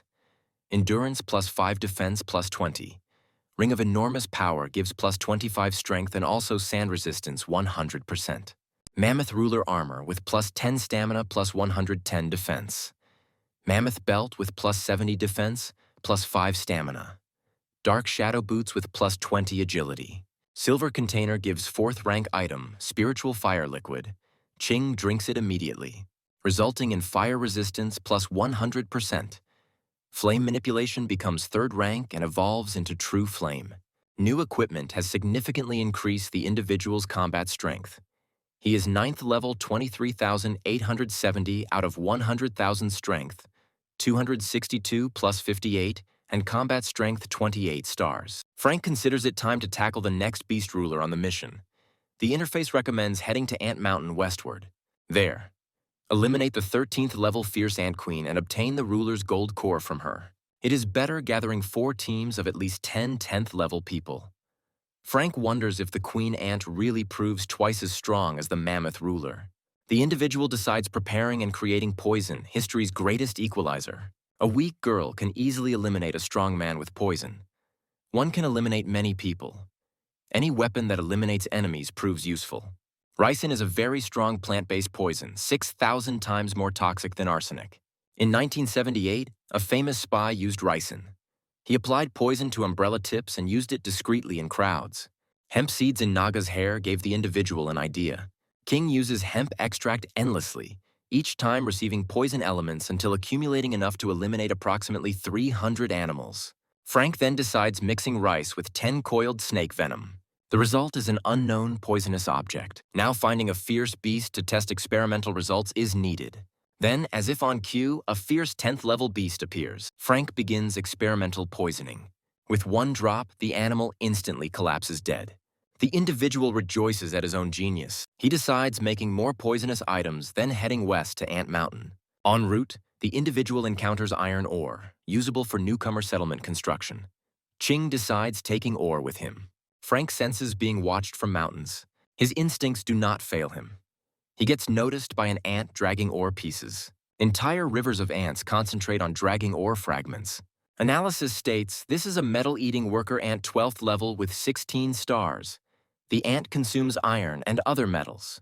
Moreover, ant peculiarities include fearlessness and absolute protection. Their talent is strength increase of 5th class and gold sensing with 1.2% acquisition chance. Frank experimentally selects optimal methods for exterminating ubiquitous ants. Each elimination awards 620 experience points. The individual's fighting strength certainly increased after extracting abilities, yet also requires much more energy than before. Worker ants lack particular intelligence, yet compensate stupidity with ineradicable survival will. Until brains get penetrated directly, ants continue attacking, even after losing half their bodies. Frank grows tired of exterminating each ant individually and decides simplifying tasks with poison. Giant ants swarm around, moving in large groups. The individual cannot physically handle so many, so he decides gathering ants together using murdered fellow tribesmen heads. First, worker ants examine what has flown to them. Then they squeal indignantly, after which entire crowds rush to storm heights occupied by the human, and Frank sprays them with his freshly prepared poison. As expected, the idea proves effective. The interface displays worker ant elimination messages. Frank feels pleased that ants provide good experience, bringing potential victory closer. Here on the battlefield appears a mutated ant commander 13th level with 23 stars with madness features, absolute defense, and 13% acquisition chance. Ging knows poison proves useless unless reaching ant eyes, so he uses it immediately. Yet on commander orders, surviving ants begin scattering. At such close range, Frank simply cannot miss. However, suddenly he receives a response. The individual feels shocked. Yet something like this was expected from high-level fierce beasts. The commander not only coordinated ant defenses, but also ordered workers closing their eyes so poison would not reach them. Additionally, workers from all directions throw stones at the person to distract him from attacks. The individual sees it is time moving to close combat since long-range effectiveness has disappeared. Frank realized ants continuing to climb rocks were simply performing diversionary maneuvers while some workers surrounded him. Yet with mammoth ruler armor and belt against regeneration skill background, worker ants prove no match for Chin, who monotonously exterminates them. Interface messages about cruel 620 experience points continue appearing with enviable consistency, yet an influx does not decrease. The individual thinks workers want him buried under corpse mountains. Frank activates Hellfire to eliminate insects wholesale, yet most importantly at the moment is destroying Commander Ant, which suffered no harm in previous attacks. The individual strikes with Hellfire again. This time, the goal is achieved. 2,000 experience points and 3 reputation points given for the commander. At nest entrance, Ching wonders why the queen does not appear. Frank currently has 800 personal points, while Settlement 911 has only 867 points. Together with Settlements 34 and 77 points, They will soon reach 1,000 for victory. The individual encounters little resistance in the nest. Ground inside the nest feels soft. Air is humid and smells like chocolate. Frank had read somewhere this is what ant alarm pheromone smells like. The individual observes the queen was preparing for the meeting, yet she did not interrupt constant population increase processes for her colony. She continues laying ant eggs, which get immediately passed down chains and piled nearby. King is not surprised that the ant queen ranks 4th among 5 beast rulers with her colossal reproductive ability. Analysis reveals she is 13th level with 30 stars with special abilities like metal bending and 4th-class telekinesis, as well as 100% acquisition chance. While the individual observes the queen, a zealous ant attempts approaching him. Even high-level beasts are not inclined to waste thinking time. Fortunately, the individual managed reacting in time. Here he feels unusual waves. They originate from the queen, ant before which stands a wall of subjects ready to defend their ruler. The queen is not as stupid as she appears. She used mineral deposits to coat all her ants with true black metal armor. Frank appreciates the queen's cunning move using refined iron. The mistress sends her armored subjects into battle. Yet the individual eliminated over 100 worker ants outside. Although ants are large enough to bite mammoths to death, they cannot withstand Chin's power. The individual views insects only as experience to level up. Frank uses his crafted poison. The queen observes her subject's death. She thinks it is simply impossible. Yet the individual, having cleared annoying workers away, is ready beginning the next mission stage. The queen also feels his determination, which releases formic acid portions. Frank fails to dodge and decides taking the hit. The caustic acid merely corrodes the individual's defenses, who realizes the queen has already played her trump card.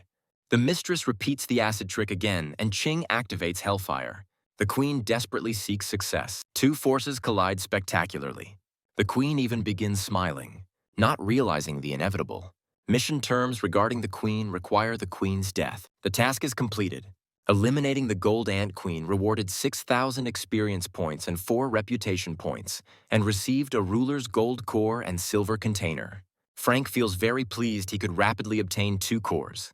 The assistant informs Ninja Miyamoto that 62 points have been collected, and the Blue Alliance has approximately 600 points total. Miyamoto and villagers laugh, anticipating Dragon Country's loss. Yet the interface reports the Red Alliance has reached 1,000 points. Settlement 5 loses. Each villager's stats reduced by 50 points. Resources decrease by 70%. If stat sums fall below 10, the person becomes crippled. If stat points become negative, the dweller dies. Many death messages surround Miyamoto. Even his assistant becomes crippled and cannot move. People panic. They do not want dying and do not know what to do. Everyone calls on ninjas for help, yet Miyamoto cannot accept another loss. Frank threatens eliminating baby ants for experience if they irritate him. If they want avenging the queen, let them become stronger. The youngsters discuss something, then crawl away into dark tunnels. The interface asks waiting while reward calculations occur. Frank was so absorbed in exterminating ant colonies that he missed messages about wagering victory. For 30 reputation points, the newcomer king title was received. Intelligence, endurance, agility, and strength plus 20. Double reward for wagering plus 100 attribute points. If various attribute points exceed 800, plus 160 bonus points are given. 6 silver containers and 1 gold container given for reaching 10th level. First, a new mission. Future Village Chief opens from 10th level, which is already 155,400 out of 230,000. A golden container and Village Chief scroll are promised as reward. King activates the mission. We must find a lost settlement in the Grave Desert, uncover its secret, and eliminate the devil. Settlement development begins with leader appearance, and without a leader, the settlement disbands. Inhabitants become refugees and lack newcomer home protection. The settlement leader encourages villagers building cities, then kingdoms, then empires, then divine abodes. Frank feels glad he already possesses the Dark Seal to enter the lost settlement. All that remains is waiting for nightfall to begin the mission. Before heading to the Grave Desert, Qing decides preparing by using all earned stat points. Now the individual's combat rating is 47 stars. He has metal and darkness control talents of 4th class, telekinesis of 4th class, fire control of 3rd class. There is touch and smell improvement of 6th class, vision and hearing improvement of 5th class, and intelligence increase of 4th class. Using metal control ability given by the Queen Ant, Frank can create armor on his body from surrounding iron ore. Additionally, metal control combined with telekinesis and darkness increases destructive power of piercing penetration. Frank feels very pleased with results, and his spiritual energy consumption has also reduced by half. He also has energy release talent. This talent allows using body internal energy to attack and also applying it to weapons, increasing damage dealt. You must be careful using Hellfire as it consumes much spiritual energy. Frank moves to the most enjoyable process, opening containers. Yet as soon as he extends his hand, a direct call signal sounds. The individual is not really in the mood for conversation right now. The interface reports Julius has requested private conversation. Frank does not know what the second most powerful person in Settlement 911 could possibly want. Julie received a container fusion card, which he would like giving in exchange for the Bloodwolf sword. A second-tier fusion card is used to create one higher-tier container from 5 low-tier containers, including dark gold containers and below. Kino recalls that silver containers give 2% chance of 4th-level items, while gold containers give 98% with remaining 2% being 5th-level item chances. The individual believes others simply cannot acquire enough containers, so the map proves useless to them. Julius even thanks Frank for the exchange. The individual opens his first gold container. There are Wind God boots 4th level with agility plus 100, water and fire resistance plus 100%, speed plus 100%, defense plus 50, and agility plus 100. The second golden container contains 4th level Shadow Illusion necklace with plus 100 energy. The necklace allows summoning shadow clones using spiritual energy. Clones with half the master's fighting strength will fight instead if the master has 6 senses talent. The individual has 8 silver containers. He posts advertisements for exchanging Bear King's 2nd-tier combat armor for container unification card. And the second advertisement about exchanging 2nd-level Dark Shadow boots also for container unification card. Communications are buzzing. Only 10th level can post 2 advertisements. Frank eagerly awaits night's coming. He mentally informs Dogheads that he is already approaching them. Wind God boots allow reaching the place in just 1 hour, whereas previously Chin required 3 hours reaching the desert. En route, the guide destroys all encountered area monsters to gain experience. Thus, 217,000 divided by 23,000 experience is gained, and extraction limit for 10th level beasts is reached. Yet extraction from 8th and 9th levels remains possible. Arriving at the place, the individual habitually begins falling into mysterious places. The second time, landing proves much more successful. Just then, a portal appears from which clawed dogpaw protrudes. Dogheads emerge from portals straight to their doom. The leader does not understand how Frank became so strong. King notes that people can change significantly in 3 days. The individual came alone, and now Dogheads no longer pose problems for him. Evil creations of 10th level Hell soldiers with 20-star strength no longer threaten Frank at this point. King recalls the leader boasted about immortality, yet the individual did not know about weak spots at that time. After all, resurrection seems unlikely if heads get blown to pieces. For eliminating hellish soldiers, you get 15 justice points and 1,000 experience. Another darkness seal fragment falls out. Now you need collecting 7 dark crystals, removing demonic altar seals, freeing and eliminating demons. Eliminating demons will cleanse settlements. The first 10 people from Blue Star World completing missions will receive gold containers and 200 attribute points. Also, the first 10 people completing missions will have their stat points doubled. Ching is 7th to activate missions. Frank realizes plenty of lurking rankers exist in Blue Star World, so he must hurry getting into the top 10. Mission difficulty has been specially increased for Settlement 911 as it has won wagers many times. A fat man in flip-flops immediately attacks the individual. He declares the 10th level rookie king will die before him just like everyone else. Yet Hellfire interrupts the fat man's smug speech, severing his head from shoulders. Eliminating a sealed demon follower of 13th level gives 7,000. Kang is sure level is not important if power is lacking. He also receives 100 justice points. Window congratulates on 11th level. Suddenly, someone from behind calls the fat man trash.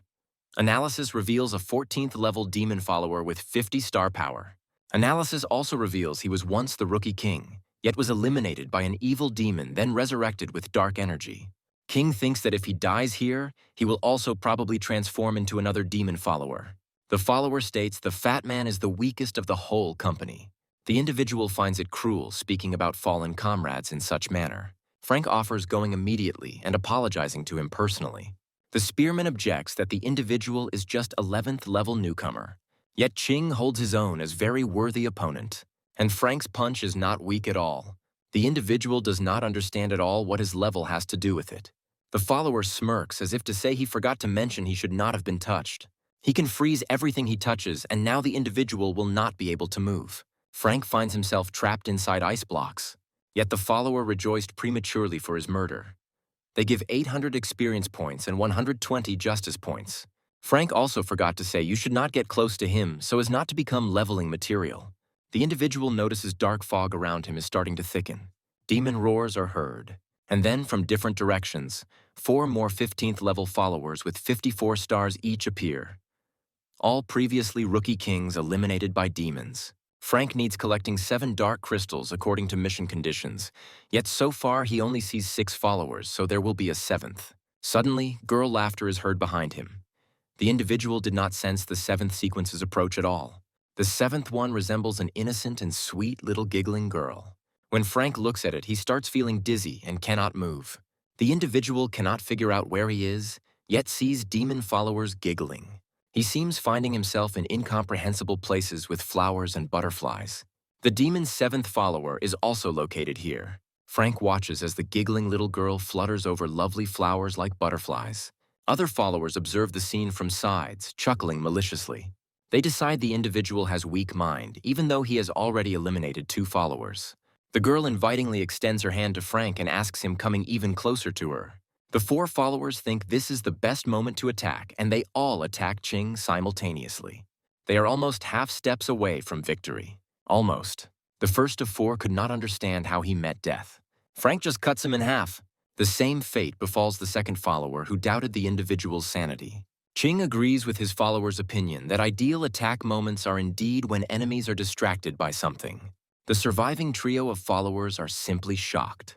The giggler literally falls to pieces with anger because the human deceived them and her illusion did not work on him. She commands attacking together. Frank does not mind this arrangement. The hooded individual is crushed. Next up is an individual in shirt with brush mustache, which Ching imprints into stone. The malicious laugher remains, which Frank cuts into 2 parts. Yet before him was only illusion. Although the individual felt flesh being cut, it simply crumbled into scarlet petals. Frank thinks women hide among these unusual petals, which spin in ways that block the individual's entire view. King bursts out of petal vortexes, yet petals do not let go. He finds himself in dense cocoons, unable to move arms or legs. The giggler boasts she has control not only over illusions but also over earth magic. She finds the individual interesting since he being 11th level can eliminate 15th level spirits without much effort. Surely the human has many secrets, yet she does not think humans will share them with her. So it is easier eliminating him, and spirit kings will be able to read his memories. However, the giggling girl intends first taking revenge for the fact the individual dared deceiving her. She will teach the person object lessons. King admits facing strong opponents yet cannot move. The only way to attack is removing crystal armor. Frank deactivates crystal armor, and spaces appear between his body and Ivy, which suffices freeing hands and activating Hellfire. Frank attacks.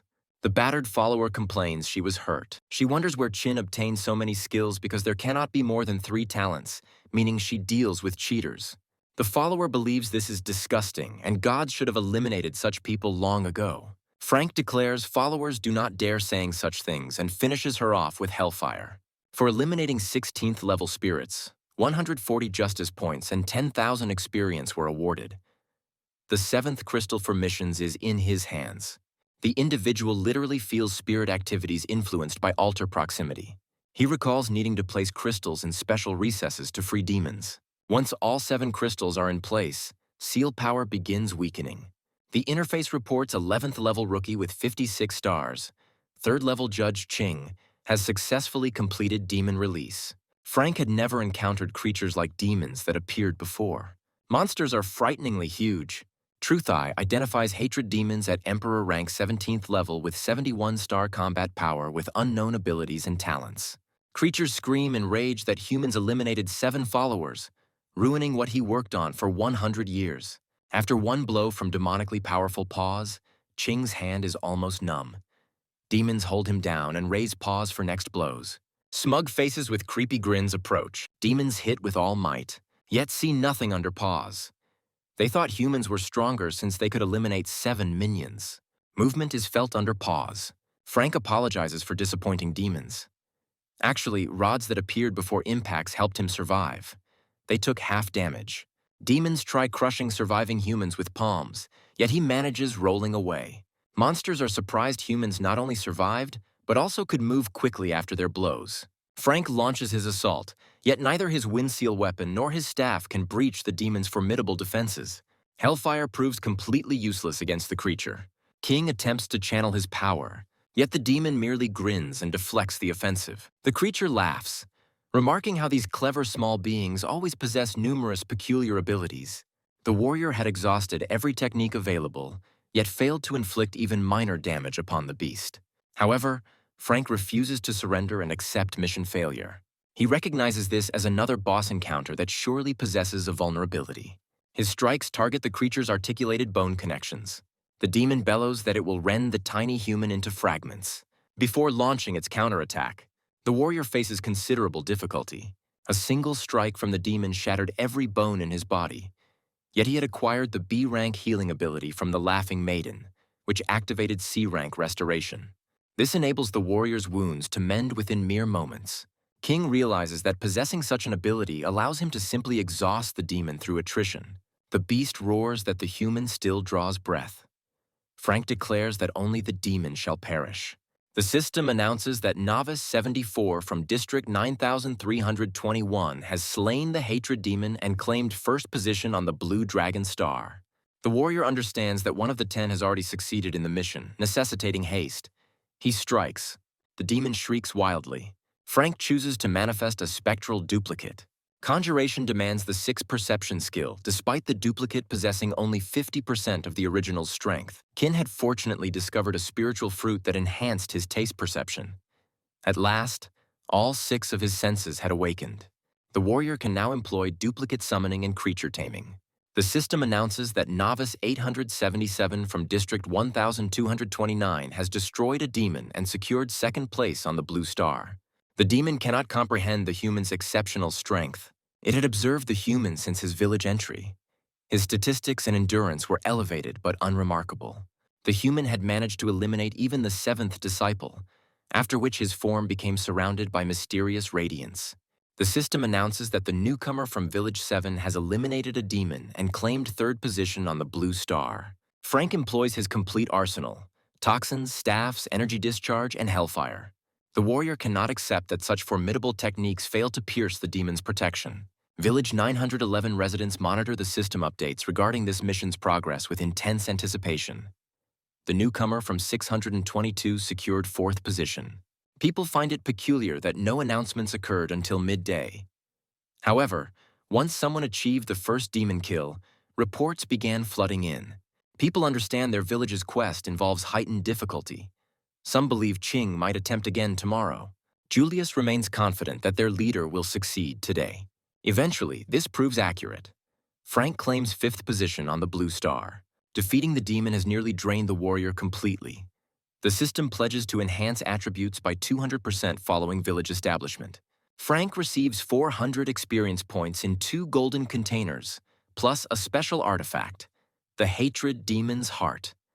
The interface offers to reveal the events that transpired here.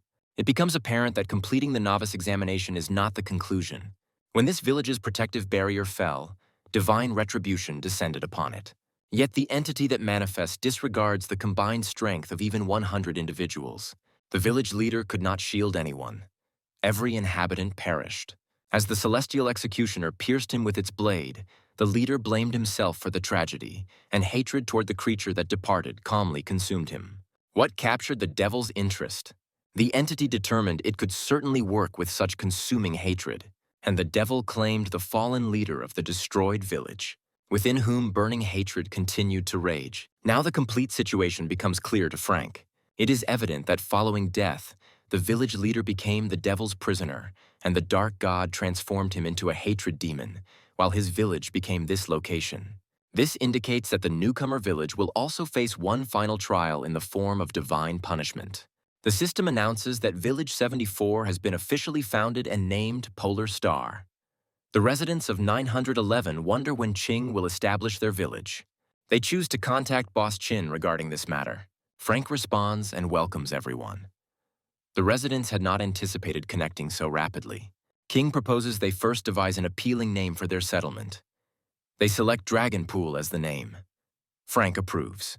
The warrior activates the village creation scroll. A column of brilliant illumination descends upon Village 911. The system declares that rewards have been doubled due to task difficulty. Each villager gains 80 points. The villagers celebrate. The interface announces that hut teleportation is now accessible. Villagers may use it once daily. The elder 3 times daily. An inquisitive resident chooses to immediately test the new feature and is instantly transported to their dwelling. Everyone delights because energy recovers more rapidly within the hut. Additionally, one can return to the departure point of teleportation. Residents plan to organize a celebration in the plaza. Frank enables the public video transmission function. Xing reports that following the newcomer examination, villages must still withstand an assault from a celestial punisher with 100 combat power stars. The punisher's objective is destroying the dwellings, after which newcomers become homeless, losing 100 points. The residents are terrified, yet successfully repelling the punisher yields worthy compensation. 4 days remain, and Xing requests everyone capable to rapidly advance to level 10. Furthermore, with village enhancements, constructing a guardian altar becomes possible, making punisher defeat easier. This requires fulfilling 5 requirements. Population exceeds 500. The headman must obtain the novice emperor title, and the headman's dwelling must advance to level 2. This concerns Qin's responsibilities. Then there must exist at least 100 level 1 huts, and more than 10 people must achieve level 10. These conditions fall to the residents. Hut upgrading requires 10 wood, 5 stone, and 1 fur. Julie suggests dividing into groups for gathering, then simply exchanging for needed materials. Everyone concurs. Frank deactivates the transmission. The warrior remains in the abandoned settlement. All materials have been gathered. King upgrades his dwelling to level 1 before the amazed residents. Recovery speed within the house doubles, sleep triples, plus 50 points. The residents rejoice at Frank's accomplishment. The system reports 100 new villages have been established. The improvement competition commences. In Polar Night Village, vampire Mark John Brass bites the final resident. Vampire Prince Dracula inquired about John's progress. Brass reports the village contained 914 inhabitants, all now joining their clan. Dracula is satisfied, meaning they will soon become the most powerful village. He plans to enter the top 3 in the improvement competition because this time villagers receive 500 points and the headman 1,000 points. Once they obtain this reward, they can become Blue Star leaders, but must reach level 3 within 5 days. Dracula feels confident there is no cause for concern. Only the villages of Light, Brahma, and the 5th Observer can match them. The prince does not worry about Dragon Pool. Even if an exceptional participant emerged there, it will not alter the circumstances. Dracula remains confident they have nothing to fear. Frank manages resource transportation, assisted by his staffs. He has earned all rewards and now possesses 83 stars plus the aspiring Emperor title. If he succeeds in winning the village improvement competition and gains another 1,000 points, perhaps he will have a chance to defeat the Punisher. The 3rd competition requirement involves upgrading the headman's house to level 2. However, for this, only a level 1 ice stone is missing. Such a stone can only be obtained from the Horn Turtle Lake. Frank confirms resource contribution to the system. The interface reports the village chief donated 723 wood to the village, receiving 723 contribution points. Also, 361 stone for 361 contribution points. Frank simply collected everything available from the lost settlement. Qing activates an exchange channel where resources can be donated. The warrior also connects the celestial path source where household items and kitchen utensils can be obtained. Primary energy stones are also available, which can provide 100 energy without killing creatures. Now residents lacking combat talents can live normally, and professions will emerge from miners to butchers and carpenters. Dragonpool possesses sufficient resources to feed and provide employment for such individuals who will also be able to advance their level. Frank takes a running dive into the lake, lost in thoughts about Dragonpool's future prosperity. However, nothing exists to breathe underwater. The warrior is compelled to surface. Moreover, Ching is not alone in emerging. Frank did not remain inside the creature long, yet he acquired a new C-class talent. Water Spirit. Now the warrior has gills, and he breathes calmly underwater, surprising the pond's inhabitants, which immediately becomes overcrowded. Ching had already located and tamed transportation resembling a crocodile. The lake proves enormous. More than an hour has elapsed, yet the warrior has not found a single ice stone. He asks whether the beast is deliberately driving him in circles. However, the crocodile, shedding tears, assures him they will soon reach the correct location. The creature laments that a cruel monster invaded its home, separated it from its beloved, and pursued it for ice stones. It does not know if it will return to its mate. Frank notices a turtle, then an entire group of turtles and a level 15 horned turtle monarch with 50 stars possessing C-class ice control talent. King commands the beast to retreat so nothing happens to it. He adds that if the crocodile decides to flee, he will locate the animal even at Earth's end, dismember it, and consume it. The warrior decides to first obtain the king's core, then the ice stone. Here the horned turtles spot the human. The king screams, "How dare a level 11 human disturb its rest?" Instead of replying, Ching attacks. The king produces a powerful sound, so powerful it even hurls the warrior backward. All turtles begin moving. The king orders them to form ranks and attack. Ching had seen mammoths and ants attacking in groups, but without unified tactics. Unlike those animals, the turtles appear to coordinate, combining their abilities. This puzzles Frank somewhat. The Turtle King fires ice projectiles. King evades them, but realizes Hellfire will not function underwater, and all other abilities are significantly less effective. One projectile even pierces the warrior's leg. Projectiles rain down. Frank must find cover. The turtles search for him, dispersed in organized fashion. The king demands finding the human. Ching understands that since he cannot lure the turtles to shore, he must first eliminate the ruler. Frank activates the shadow duplicate to distract the turtles. As anticipated, the turtles immediately assault the duplicate. The warrior cannot use any abilities without being detected. The duplicate is destroyed, and the king realizes something is amiss. However, Frank had already reached it and intended to kill the creature. King attacks the monarch's head. A tail, serpent-like, immediately attacks him. Frank activates the shadow shackles, and with bare hands, deprives the turtles of their master. The warrior obtains the royal water core. Killing the turtle monarch brings Chin to level 12. The subjects circle wearily, making no attempt to attack. Once extracted, water and ice manipulation talent upgrades to B-class, and ice storm talent awakens, firing ice projectiles. When projectiles are released, an icy snow tornado forms, covering a 5-kilometer area. A turtle flock is eliminated, following their master while testing the new lethal talent. The vehicle can adapt and understands it cannot compete with the human who killed the Turtle King with bare hands, but if serving him. The crocodile offers to transport the gentleman to the icy rocks and willingly provides its back. The creature desperately wants to return home to its mate as quickly as possible. The events surrounding Frank are observed through a tablet. Admiring one man's power among 1,000 worlds, who has 3 cores in 3 days. The girl holding the tablet finds the warrior quite attractive and would not mind beginning a romance with him. The red-haired companion prohibits even considering it because in a small world, people are born weak and without innate capabilities.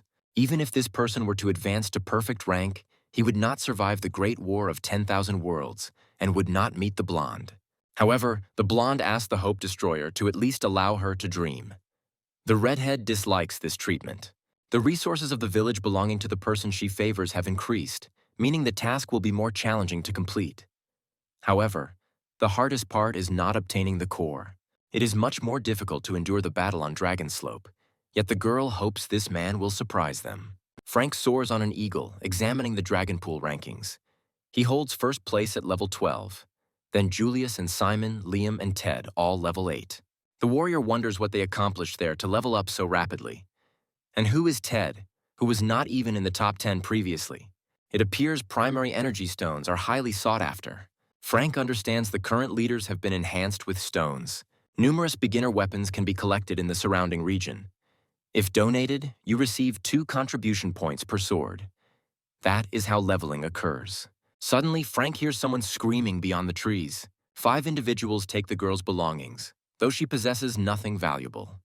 She breaks free, and the person holding her is amazed at her naivety. The girl screams that Headman Ching will learn about what occurred. The offenders call Ching a hypocritical egotist who only concerns himself with his own advancement. The girl weeps in despair. Frank, standing on the eagle's back, declares such people do not deserve to exist. The chaos world is comparable to an endless competition. Most participants follow regulations and patiently advance forward. However, there are always those who attempt to deceive and harm their neighbors. Frank can only grow stronger to prevent this. Therefore, the warrior asks the rescued girl to inform everyone in the village to remain alert since such scoundrels wander around here. The girl waves after the departing eagle with words of appreciation. King decides to investigate the village chief's authorities after the village level increases. If he could issue arrest orders, they would fear committing outrages. Even if people harbored dark intentions, they would be cautious about realizing them within Dragonpool territory. The beast control ability saves travel time. However, all creatures here are too low level. They will not become a spiritual companion. The warrior would not mind if a spirit beast emerged from the chest. The true sight eye sees level 15 man-eating demonic plants with 24 stars. Immortal, bloodthirsty, and hallucinogenic. The warrior intends to mow down this flower field. The sword is not as effective as a lawnmower, but Ching undertakes the task with great enthusiasm. Plants are crying for salvation and screaming that they are suffering. Frank finds the screams unbearably loud, and the flowers continue screaming deafeningly about their pain. Then they snap their teeth and shout that the person must be eliminated. They drag the warrior into their dense thicket. He is surrounded on all sides by poison clouds. Also, the moaning flowers are restored, justifying the immortality characteristic. However, these are merely level 15 demonic plants. Frank rushes back toward the evil flowers which continue screaming in agony. Seeing this situation, the flowers scream that poison does not affect this strong person, and they must quickly flee to the main plant. A stunned Ching sees the flowers have literally escaped. The interface reports 820 experience points have been awarded for killing several level 15 demonic plants. Also received a level 2 resource, Aoki Core, needed to upgrade huts to level 3. Frank admits flowers can be called intelligent, but they are slow. Although they regenerate after sword strikes, they certainly cannot cope with hellfire. By eliminating all flowers, the warrior will gain about 100,000 experience points. His combat power is already 87 stars, and the advancement speed only encourages him further. After destroying all demonic plants, Frank activates the True Eye. On the only tree, he sees hives containing highly toxic demonic beasts. Bloodthirsty, poisonous bees of level 15 with 26 stars. The bees immediately fly out toward the person. Ching understands there are too many insects. Defending will be too difficult. It is worth trying new talents. Frank activates Ice Storm. Under a hail of ice projectiles, the demonic bees perish like flies. The person gains points for killing them. Ching reaches level 13. The warrior is very pleased with his new ability, which eliminated 3,000 bees in an instant. Now it is the turn of the demonic plant. The Royal Ranked Dry Tree Witch, level 16 with 53 stars. The eye speaks of 100% danger with peculiarities of immortality, aging, and control. The tree assumes the form of a woman with long hair and closed eyes. The witch opens her green eyes and waves her spiky hair in all directions. The witch is pleased that after many years, at least someone dared enter the Forbidden Zone. Otherwise, she truly misses tasty human blood. Around her, the already familiar hallucinogenic man-eating flowers appear. More hives appear on the thorny hair, from which a demonic beast emerges. A level 15 golden queen bee with 47 stars. This is the witch's poison guardian. Frank notices the guardian arrive timely. He commands insects to follow his orders. Even bees pierced by ice projectiles and deprived of body parts rise into the air at the warrior's command. The guardian queen attacks the warrior, declaring she will kill him. The first of the bees summoned by Ching flies toward her. The bees attacking the queen resemble zombies and are clearly weak, yet they cling to the bewildered queen's body. An explosion occurs. The system reports killing a level 15 royal rank golden bee and receiving golden royal jelly. It is clear that a bunch of dead bloodthirsty bees could never harm the queen bee. So Frank employed a military tactic. King used his beast control ability to make bees fight for him, and at the right moment activated hellish flames within their bodies. The witch does not understand how it was possible to master the opposing skills of ice and fire. The warrior uses poisonous bees as kamikazes, detonating them upon reaching their intended target. His strategy can be called controversial since there is high risk of self-injury. Not just the enemy, but the witch is impressed by the result. The warrior attacks with a sword into which he directed hellfire. Prickly hair is cut with ease. The witch is simply horrified. The warrior attacks again. The witch panics as Frank's abilities negate her regeneration. She understands that if things continue this way, her song is sung, so she is forced to play her trump card. Columns of purple mist rise all around. The tentacles of this unusual fog reach toward the person. Once in the fog, the warrior immediately looks like a squeezed lemon. Frank does not understand what is happening, yet he feels something is wrong, because he is literally aging before everyone's eyes. It is clear to Chin that the witch is simply draining life energy from him and he may soon die of old age. The warrior activates regeneration, yet the regeneration ability cannot cope with the amount of purple vapor and he cannot fully return to normal.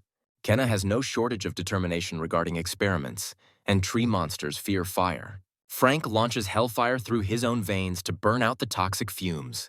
The warrior's blood is literally boiling. It was as if he had been placed in a centrifuge, yet the experiment's result meets expectations. The witch is shocked by how easily the man destroyed her complex technique. Frank feels like a dragon. The witch suddenly changes tactics. She falls to her knees and begs mercy for the poor tree, which has spent 180 years alone without harming anyone. Everyone came to her for the royal core, which she is ready to voluntarily surrender now. The witch displays the core. She is certain Ching used 3 techniques, so he exhausted almost all energy. That is the perfect moment to strike. However, first she must lull the enemy's vigilance to have time to resurrect her young man eating flowers. The witch presents a rank 5 fire phoenix egg as an apology. The egg is the descendant of a sacred legendary beast, patron of the South. Phoenix is incredibly strong and will be indispensable as an assistant. While the witch stalls for time, Ching wonders if he appears like a fool. The cannibal flowers were making such noise behind him that the warrior could not even pretend he heard nothing. Hellfire incinerates flowers to their roots. Frank expected a level 16 witch would possess more special abilities than other kings, yet he clearly overestimated her. The witch's final words before her head separated from her body mentioned the fire demon king. Killing the withered tree witch yields 1,000 experience points, a silver chest, and 4 reputation points. Extracted the talent synergy of 6 senses. Synergy evolves to Class B, improving the shadow clone ability. 2 clones can be summoned simultaneously. The beast control ability also improves. Now you can increase pet combat power by 60%. Ching just obtained a pet. To accelerate the incubation process, the Phoenix Battle Pet Egg can be fed with life force. Legends state the sacred beast descendant has incredible potential and powers beyond comprehension, as stated by the true sight eye. Frank knows human combat powers reach 100 stars. From 100 stars is the earthly power level, and from 1,000 stars is the heavenly power level. Here, the 5th-ranked pet is finally born. The chick is incredibly adorable. Frank touches the chick with his finger, and literally sees what a handsome creature it will become. Now a level 1 fire phoenix with 50 stars power. The eye states the characteristics are bloodline talent of B-class ancestral divine blood, space control, and A-class flame law. Also, the phoenix's characteristics include evolution and absolute loyalty. If Frank's ability increases the phoenix's combat power by 60%, there will be 80 stars, which will prove useful in the upcoming battle with the Heavenly Punisher. The warrior names the chick Light Ray, and using 6 senses synergy establishes a family bond with the pet. Phoenix is born from Chin's blood and spirit. The system reports contact with battle pet Light Ray has been established. Ching feels no one in the world is as devoted to him as the chick fluttering around him. It appears the 6 senses synergy also allows understanding the Phoenix language, eliminating the communication barrier. At this moment, Rai is very hungry, which he keeps chirping about. Frank wonders if the Phoenix eats animal or human flesh, as he recently killed several troublemakers in the forest. Rai is still a chick, and Chin must use another flying animal for transportation. Luchik does not eat human flesh, yet the warrior has no idea what to feed his pet. Ray alternates his food demands with a tirade that he is not a simple wild animal, but a sacred creature to whom other animals are not equal. They approach a massive volcano.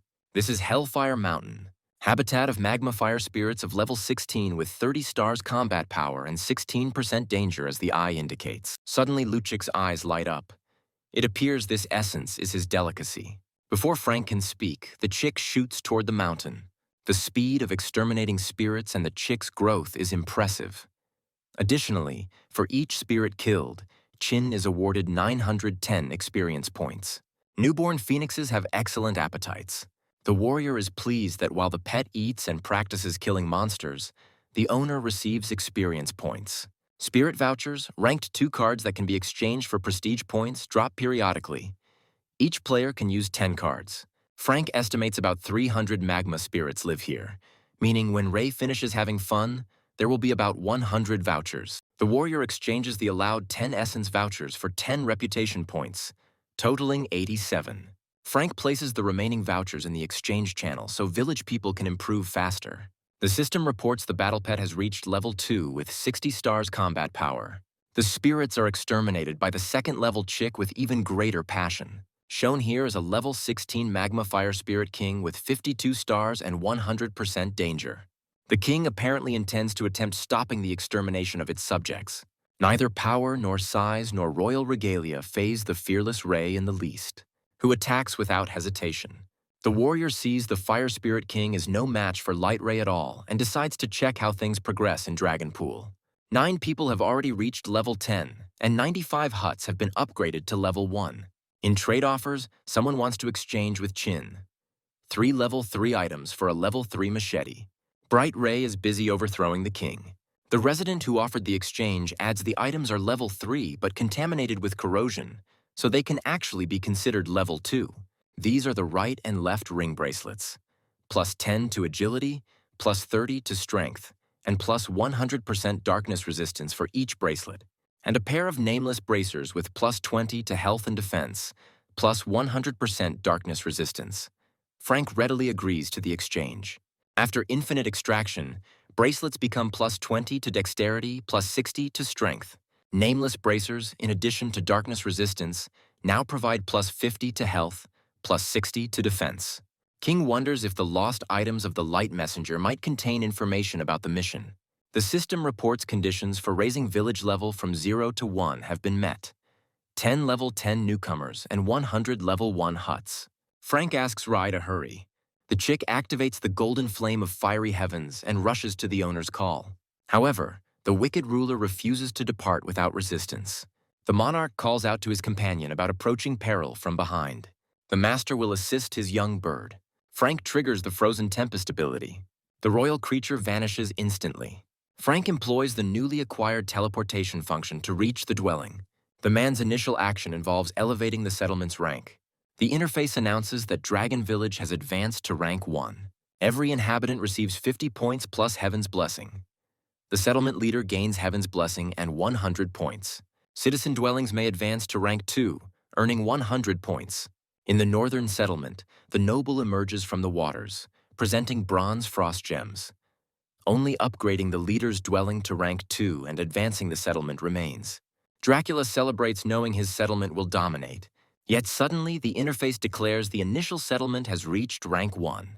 The ruler rejoices at the opportunity to upgrade the chief's dwelling to rank 3 using 1 rank, 2 timber core, lumber, stone, hide, and metal ore. Frank possesses all necessary materials. The man advances the dwelling to rank 3. Power regenerates 4 times quicker, and during rest, 5 times quicker. The dwelling now contains a kitchen. A magnificent bed exists. Plus, remarkably, a splendid bathing area that both pet and master appreciate. Only upon entering the warm waters does Ching understand how deeply he missed this comfort. Yet the interface message activating the countdown prevents relaxation. 4 days remain before the newcomer evaluation ends. Abruptly, an unusual circular flying machine appears, representing customer support.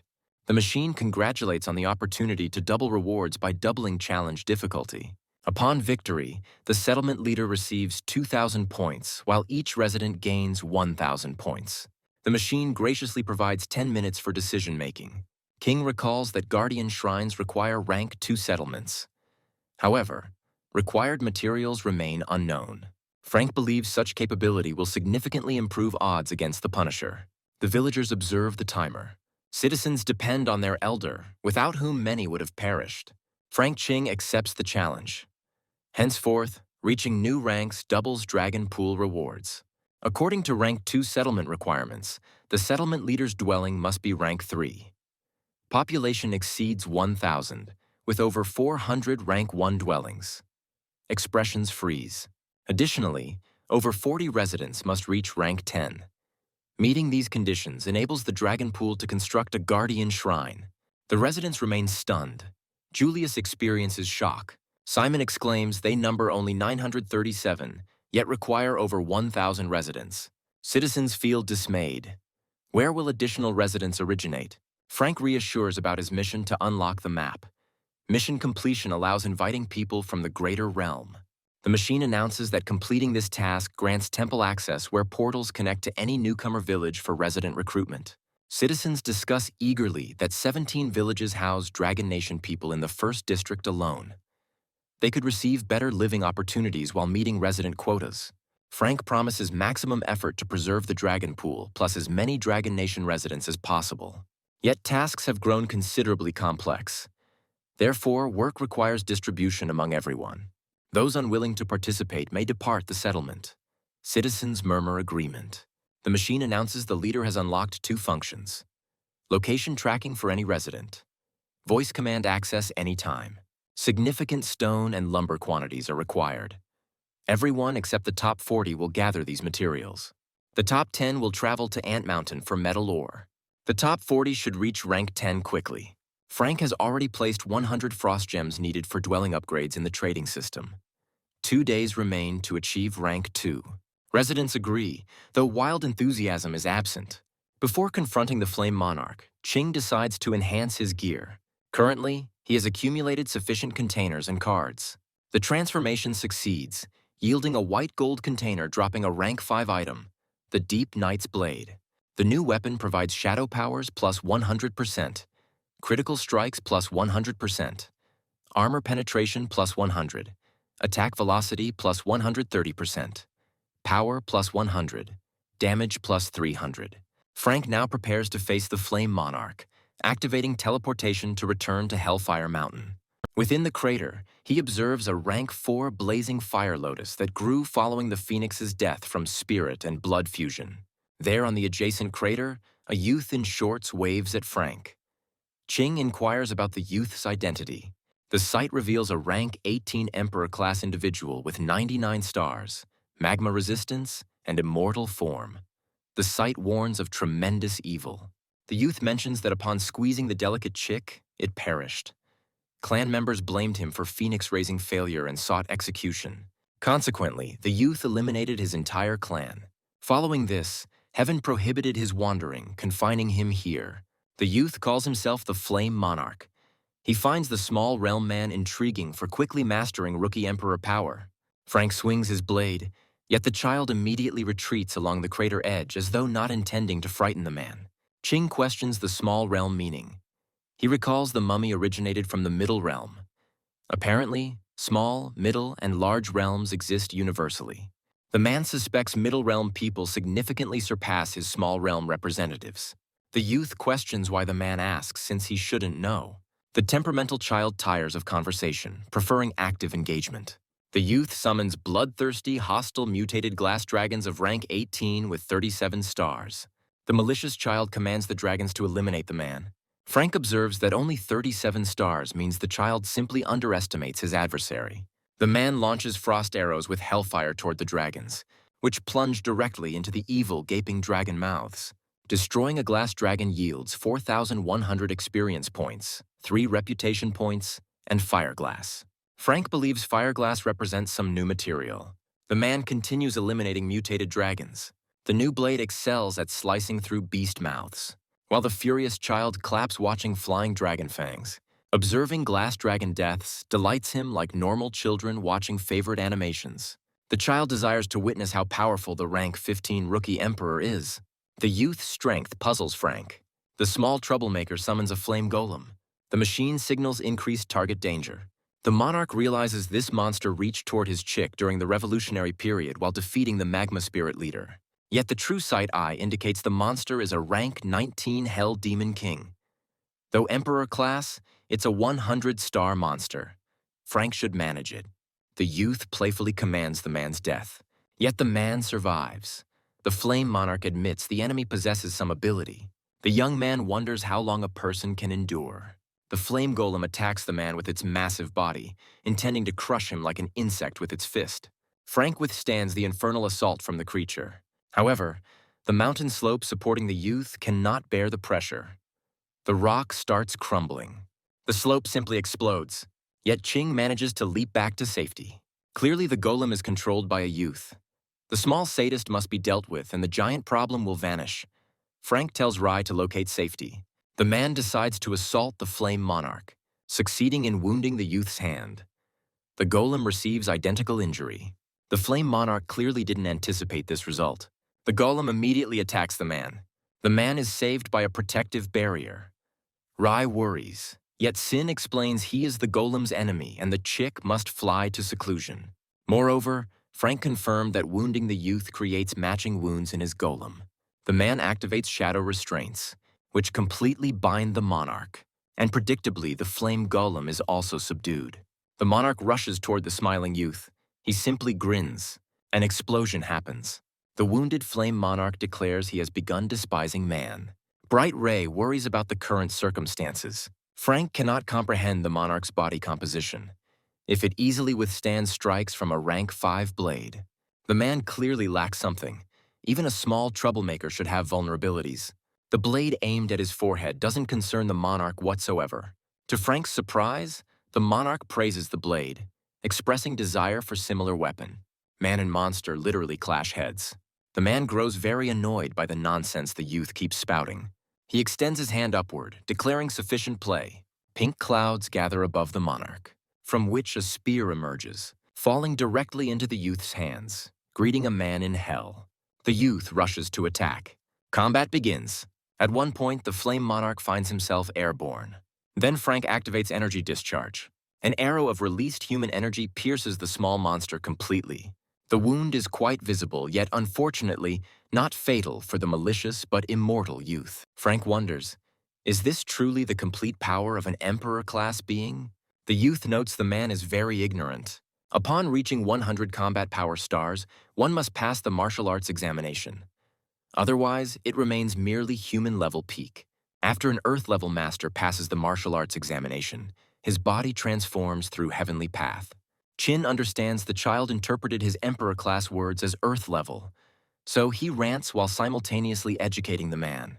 The monarch confidently believes an Earthmaster can easily crush a human, even with only 100 stars power. Frank notes the monarch apparently didn't become an Earthmaster, meaning he's nowhere near the Punisher's equal. The child supposedly sees through Chin and won't enlighten him. He's certain that even if a person builds a guardian shrine and becomes an Earth-level master, he cannot save anyone in the dragon pool, because this settlement is merely a pathetic garbage heap. The flame monarch doesn't need a Punisher to destroy the person immediately. Frank marvels at the monarch's arrogance level, yet realizes defeating the Punisher will prove very difficult, so he must quickly unlock the map. When advancing to Earth level, masters undergo serious transformation. Yet a human-level master with 130 stars will defeat Earth level of 100 stars. The Flame Monarch understands the person before him lacks 130 stars power. Yet his attack power resembled that of a half-Earth master. Yet the youth tires of all this. He intends to concentrate his strength into one strike to kill the man. The Flame Golem appears again. The child orders the Golem to kill the man. The Golem attacks. Frank claims he's witnessed these techniques before and they won't succeed. The monarch disagrees with him. A spear pierces a man's chest. The youth declares the golem shouldn't replicate all his movements. The golem lacks intelligence, yet can simply wave its arms, destroying everything nearby. However, over long coexistence years, the The golem sometimes understands the monarch and can even eliminate enemies without direct ruler control. Frank realizes he was injured due to personal carelessness in a realm where vigilance must be constant. Yet once the spear leaves the body, regeneration ability will heal the wound. The monarch threatens anger because the man doesn't listen to him. The golem, as though reading its master's thoughts, begins destroying everything around. Ray desperately rushes to rescue his owner, yet a golem blocks his path. The chick attacks fearlessly. The golem deflects Phoenix attacks helplessly. The child corrects the stupid giant's actions, and he immediately grasps the chick in his fist, then simply opens his hand. Frank lies there thinking that if he doesn't win, how will he protect the settlement and lives of over 900 people? The man simply cannot lose. Before the astonished monarch's eyes, the man rises to his feet. The youth acknowledges the enemy's inhuman willpower and strength. Frank is motivated by the fact the child dared mock his pet before his owner. Ching attacks, shouting about impoliteness. Simultaneously, the man activates Shadow Clone and Shadow Restraints. The child doesn't understand what's happening. Now, Frank reproaches the monarch for not listening to him. The monarch repeats that Shadow Restraints have been activated. The flame monarch is very surprised. Moreover, he's concerned about the situation. And Frank doesn't understand how he could allow some troublemaker to do such things. For killing the monarch, 3,000 experience points, 9 reputation points, and 300 responsibility points were awarded. The Flame Monarch's core was received for the mission. The monarch is awarded the Newcomer Emperor title for accumulating 100 combat power stars and over 100 reputation points. Physical parameters, agility, strength, and energy increase by 80 points each. The Ray warns of danger. This flame golem refuses to calm even after its master's death. Frank activates Blinding Hellfire, and the system awards 890 experience points for killing a rank 17 golem. Ray admires his owner, yet sees the man is distracted by something. This machine informs Frank he qualifies sufficiently to take the martial arts examination. To accomplish this, one must visit the Temple of Thousand Appearances in the large realm. During the examination, the body will transform through heavenly path power, awarding the Earthmaster title. The higher the youth's examination rating, the greater transformation power will be, plus more benefits received. Customer support recommends becoming stronger and strengthening your base. The man activates regeneration on the pet. First, he intends to upgrade the settlement to rank 2. The system reports resident Simon has upgraded his dwelling to rank 2 and his combat power to 30 stars. Frank gains 10 points. The machine explains that a chieftain with human-level combat power gains points when villagers upgrade dwellings and increase levels. It appears being a leader is also profitable. The monarch estimates that if each of the 937 residents increases combat power to 30 stars, they'll receive 9,370 points. If only it had hundreds of millions of inhabitants, then the youth would possess godlike power. Here the machine asks the man to return to reality and avoid empty fantasies. The man decides to contribute to Dragonpool inhabitants' development to receive point returns. So he donated all 500 spirit vouchers earned here. He also provided numerous frost gems to improve settlement houses. With the Flame Monarch's core, Frank plans to improve his Hellfire talent. The man also makes all available resources available for exchange. He takes the child's weapons, a rank 4 Flame Fiend Spear, and a Windmark Blade. The monarch gave the Flame Lotus Flower to Ray, hoping the chick would grow stronger. With all animals in his zone, Frank reached his extraction limit. The map must be opened quickly to access new animals. Active fighting continues. 4 are already laid out in sequence. The Northerner lifts a massive boulder, which finishes the 5th enemy. He declares Northern Bear Nation warriors cannot be stopped. Everyone discusses that Mr. Turgenev has been in the Lost Settlement for 3 hours already. Turgenev is the district's second most powerful resident after Frankqing. When Turgenev completes the mission, primal energy stones can be purchased cheaper. Residents hoped for Turgenev's success because the Dragon Pool sells primal energy stones very expensively. Frank didn't know Turgenev had taken the Elder's task. The Northerner is strong, yet the 7th follower and Hatred Demon are tough rivals. Suddenly, an arrow flies past his face. The man is indignant that attacking from behind fog isn't manly behavior. The monarch activates True Sight Eye, seeing a mutated human, a rank 20 Forbidden Lands Guardian with 52 stars. The small realm man was resurrected by heavenly forces after death in the last great battle of 10,000 realms and made a guardian. The guardian releases his arrow again. Frank doesn't know if the next great battle might begin on Blue Star, yet he catches the arrow with bare hands. The Guardian is shocked that a small realm man could stop a light arrow with bare hands. The man returns the arrow with the thought that meeting more people raises more questions. An arrow pierces the Forbidden Lands Guardian's head in Zone Number 1. The kill awards 5,000 experience points and 100 responsibility points. The fallen Guardian transforms into a statue. Frank sees many similar statues around him, like an abandoned sculpture garden with strong blood scent. In the sculpture field's center, a man sits on a pedestal greeting a youth by name. The eye sees a Forbidden Lands Guardian of Emperor class, a rank 20 person with 109 stars and talents of earth and gold mystery, wind and light control. The eye sees he was a dragon tamer from the Middle Realm who fell in one battle. The Guardian had been watching the youth since he had secretly finished a rodent, then a strong undead creature, deciding Qing was the strongest in 1,000 years. For this reason, the Guardian intends to destroy the man. The dragon tamer attacks. The monarch parries and counterattacks. The Guardian is puzzled. It resembles fire, yet it's cold, so it's hellfire. The tamer is impressed the youth could even approach him unnoticed. Here, Frank strikes. The Guardian lacks time to understand what exactly happened. Qing doesn't see the system notification, meaning the Guardian will resurrect. This occurs. The resurrected one complains that skills diminish with age. Yet he would have given the man a real fight if he had lived. Frank tires of chatter. He intends to repeat the attempt to kill the talkative Guardian multiple times if necessary. Yet the Middle Realm inhabitant smiles, offering friendship. Frank wonders if he intends to bribe him with some dragon blood fruits.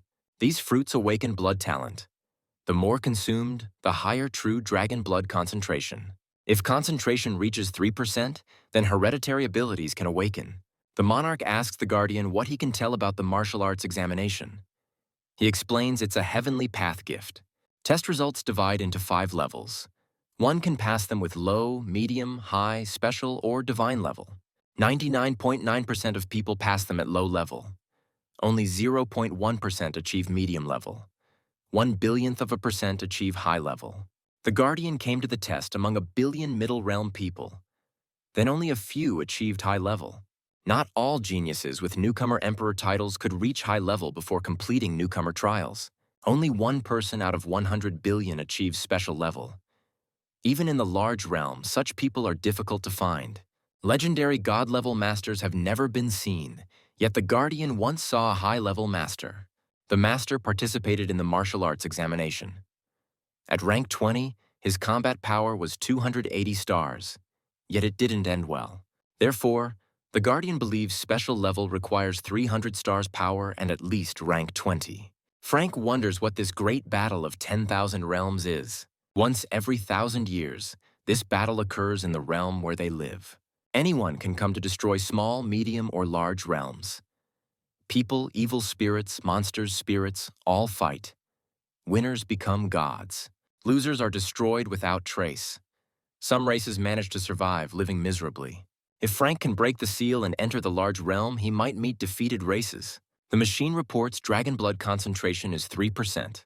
Blood talent has increased to Class D plus 100 all stats. The Guardian thinks perhaps Qing will be able to destroy the realm. Over the past 1,000 years, the Tamer has become almost exhausted and can no longer restrain the imprisoned prisoner. If Qing can't contain him, then hell awaits the newcomer settlement. Frank eats fruits.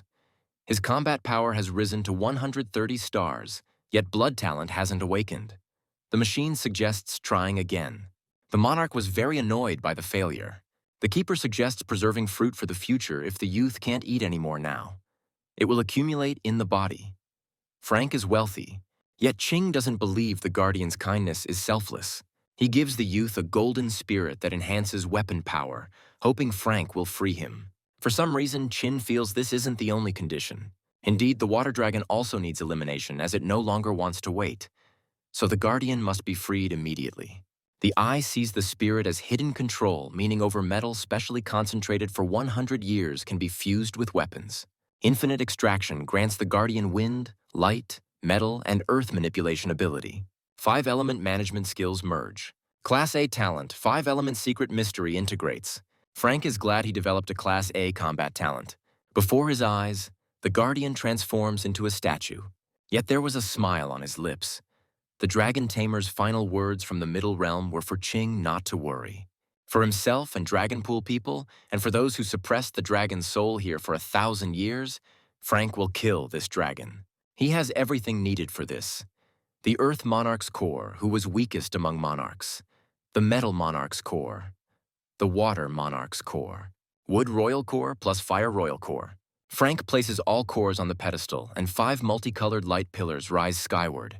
Ray watches them as though enchanted. Then the pedestal is simply smashed to pieces by a powerful tail. The eye sees an Emperor-ranked demon. A rank 20 water dragon puppet with 143 stars and B-class wind and fire control talents. Upon seeing the guardian statue, the demon becomes enraged. Seeing all other statues, he remembers how these people imprisoned him here for 1,000 years. The dragon screams he will bury all living things in this realm along with himself. A machine immediately appears with the final task of sacrificing the killed dragon puppet to the gods. The puppet goes berserk, threatening to kill all vile people. Rai is depressed that the dragon puppet exceeds his power. Frank deflects the monster's attacks with his enhanced blade. The dragon is furious that a mere human broke his claw. The puppet has control over wind and fire spirits in this realm. From outside, it appears energy simply flows from all directions toward the dragon.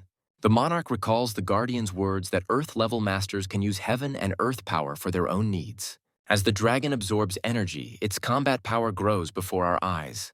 The dragon reaches 200 stars power and roars. This suffices to destroy the entire realm. Yet the fast one manages to dodge all his attacks. In the arsenal are wind god boots with plus 100% speed against the background of C-class wind and speed talents. So the puppet that is the zombie dragon cannot catch up with him. The beast is furious. That man is just an arrogant troublemaker. The dragon can't catch up with the man. Yet even a living corpse is unaffected by superficial wounds inflicted by Qing. A stalemate. Frank ponders how to kill corpses. The dragon activates sky-devouring flames, causing the man to run around considerably. The surrounding temperature is just crazy, and the man isn't sure even hellfire will work here. Frank activates 5-element secret mystery, linked like chain links, and unleashes a 5-fold frost storm. The idea is excellent, and it appears impressive. However, it's ineffective, and Frank decides to try another bold experiment. He rushes straight into the enraged dragon's mouth, who eagerly wants man to know death. Initially, the dragon doesn't even understand how he suddenly became so lucky. Did he finally swallow a man? Frank inside the dragon puppet attempts to slow the fall. It's cold and harsh here. Around the end of his upper torso quarter, Qing activates Froststorm. The revived corpse screams louder than all living beings. Even Frank finds the dragon's roar irritating. The beast rushes about, pierced by frost arrows from within. The entire body is pierced by numerous frost flows. The dragon spews flames. Ray freezes in anticipation. Frank exits the dragon, whose body is no longer alive. Qing simply doesn't believe the puppet will survive this. The beast is defeated permanently this time. The carcass falls at the man's feet. For killing a rank 20 Imperial rank water dragon puppet, you receive 100,000 experience points and 10 reputation points. Also, 1,000 responsibility points. The difficult mission, 5-element seal, is completed, plus 1,000 points and 2 dark gold chests. The sky seems to shatter as the seal restricting the settlement is released. Now you can travel the realm and obtain more resources. The dragon's carcass glows. The next moment, a strange sphere appears.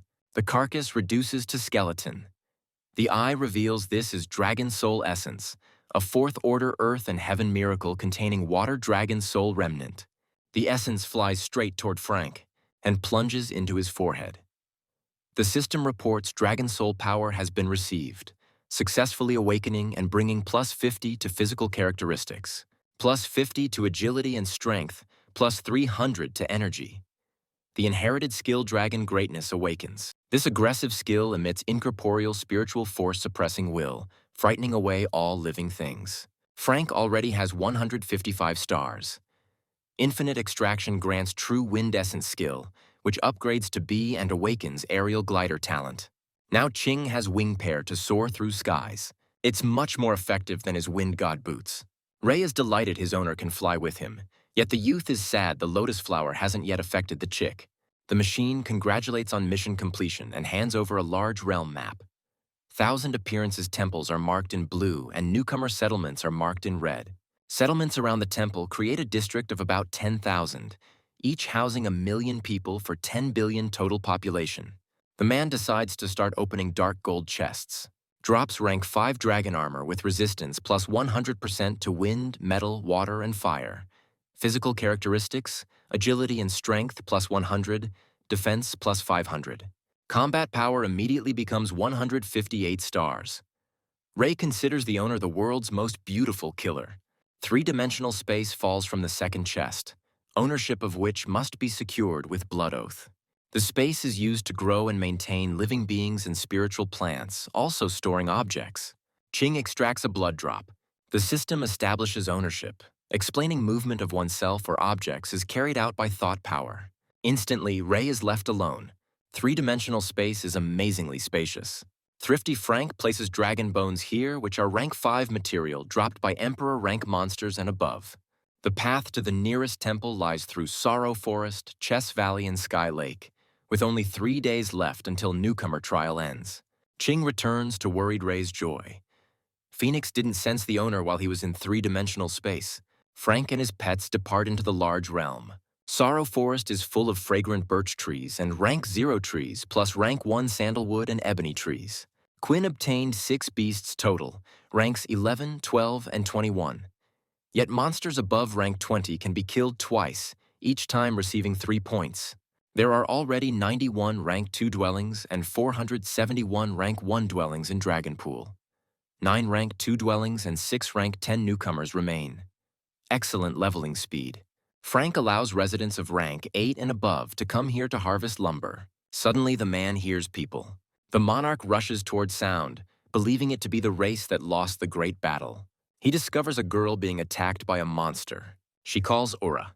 The man literally snatches the girl from the beast's clutches, and he entrusts Rai to deal with the monster. The Phoenix Chick easily destroys rank 23 electric ferrets, each awarding 2,600 experience points. Some ferrets even dare to be informed by the chick of their impending inevitable death. Frank and a terrified girl watch electric ferret population decline from the sidelines. A man appears whom the girl calls Ura. Ura asks if Ching is the same master, one of the applicants who came 3 days ago. The monarch in turn asks who they are and how they know his language.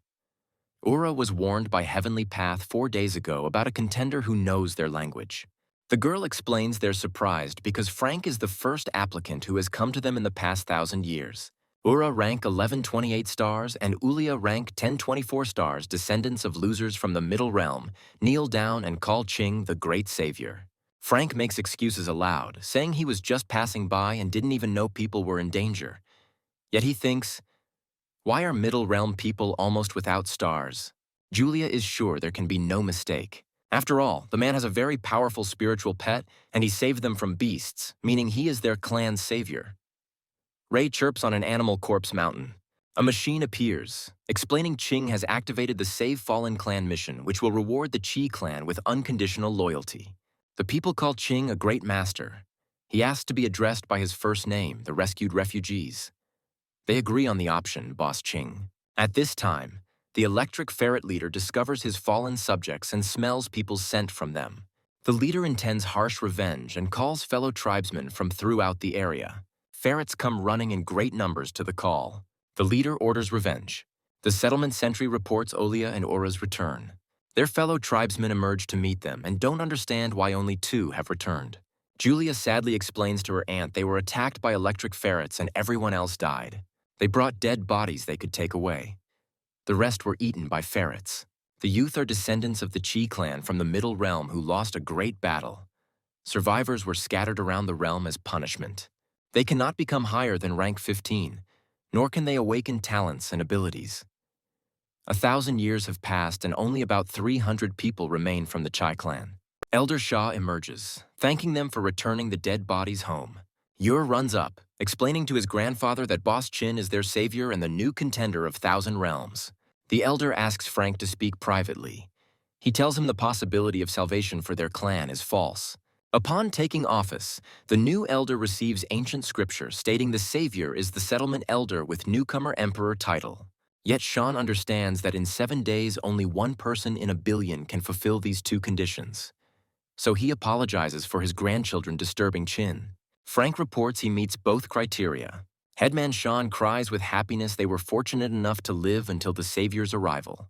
At this moment, electric ferrets are noticed approaching. Sean commands everyone to take up arms and form ranks. Frank notices the ferrets are attacking just in time and takes off on his wings.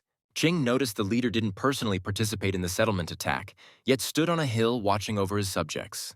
The youth and Phoenix Chick decide to deal with the newly minted Vendetta Masters. Frank activates Froststorm, and the arrows pierce rank 23 electric ferrets with flying colors, awarding 2,600 points for each kill. Bright Ray actively contributes to animal population extermination. Ching attacks the leader who tries to hold the line. Yet the man quickly breaks off the ferret leader's horn. Killing an emperor-ranked electric ferret monarch will reward 24,000 experience points and 5 reputation points. Plus, you'll get a gold chest. Endless extraction grants B-class talent True Thunder and Lightning Essence and Awakened skill Crazy Thunder Clap. Headboy Sean hands Frank a scroll. All residents crowded behind him. The scroll contains a heaven-bestowed contract between master and subordinates, activated by a drop of the master's blood. Frank believes the Skyway contract will ensure greater loyalty than that of his settlement people. Ching activates the contract. The machine reports Chi Clan residents become his followers and automatically receive Dragon Pool resident status. With contract signing, the 1,000-year punishment of Chi Clan is lifted. From now on, level and talent awakening restrictions are removed. The inhabitants rejoice as their innate talents immediately begin awakening. They're no less delighted by the control panel, which has all necessary attributes and functions for players. Frank even tires of numerous system notifications about awarding 10 points for subordinates reaching rank 30, flickering like animation. Here, Bright Ray literally falls asleep before our eyes, saying he will soon advance to a new rank. The machine congratulates Chin, his pet, on ranking up, which requires providing safe conditions. According to Frank, his personal dimensional realm provides perfect conditions for this purpose, so the radiant creature travels there. The mechanical assistant reminds them to select where to construct new dwellings for members of the QI tribe. The man reasons that since this community has resided here for centuries, relocating them serves no purpose. New structures can be erected in their current location. The mechanical helper announces construction completion. The mission to rescue the fallen community has succeeded. They receive 300 points plus building rights for a teleportation circle. Basic teleportation requires Tier 5 stone materials, metal ore, and wooden framework components. Frank immediately constructs teleportation circles at both Dragon Pool and the Chai settlement, establishing foundations for Guardian Shrine construction. Next, the Guardian Shrine gets built at Dragon Pool. Once the shrine construction finishes, the settlement instantly advances to Tier 2. Notifications about 10 points for followers reaching 30 continue flooding in. 400 were granted for the teleportation circle, 500 for shrine construction. 400 points come from achieving Village Tier 2, and 3,400 from residents reaching 30 power stars. Overall, the man obtains 4,700 points, boosting physical attributes, strength and agility by 1,000, energy by 1,700. Battle strength now reaches 196 stars. 5 teleportation circles can be built with capacity for 5,000 inhabitants. Resource transformation professions become available, including blacksmith, alchemist, and tailor. Since Frank masters all 5 elements, he can learn these 3 crafts, which are necessary for upgrading dwellings to Tier 4. Requirements appear for dragon reaching Tier 3. Population must exceed 1,800. Chief's residence needs Tier 4.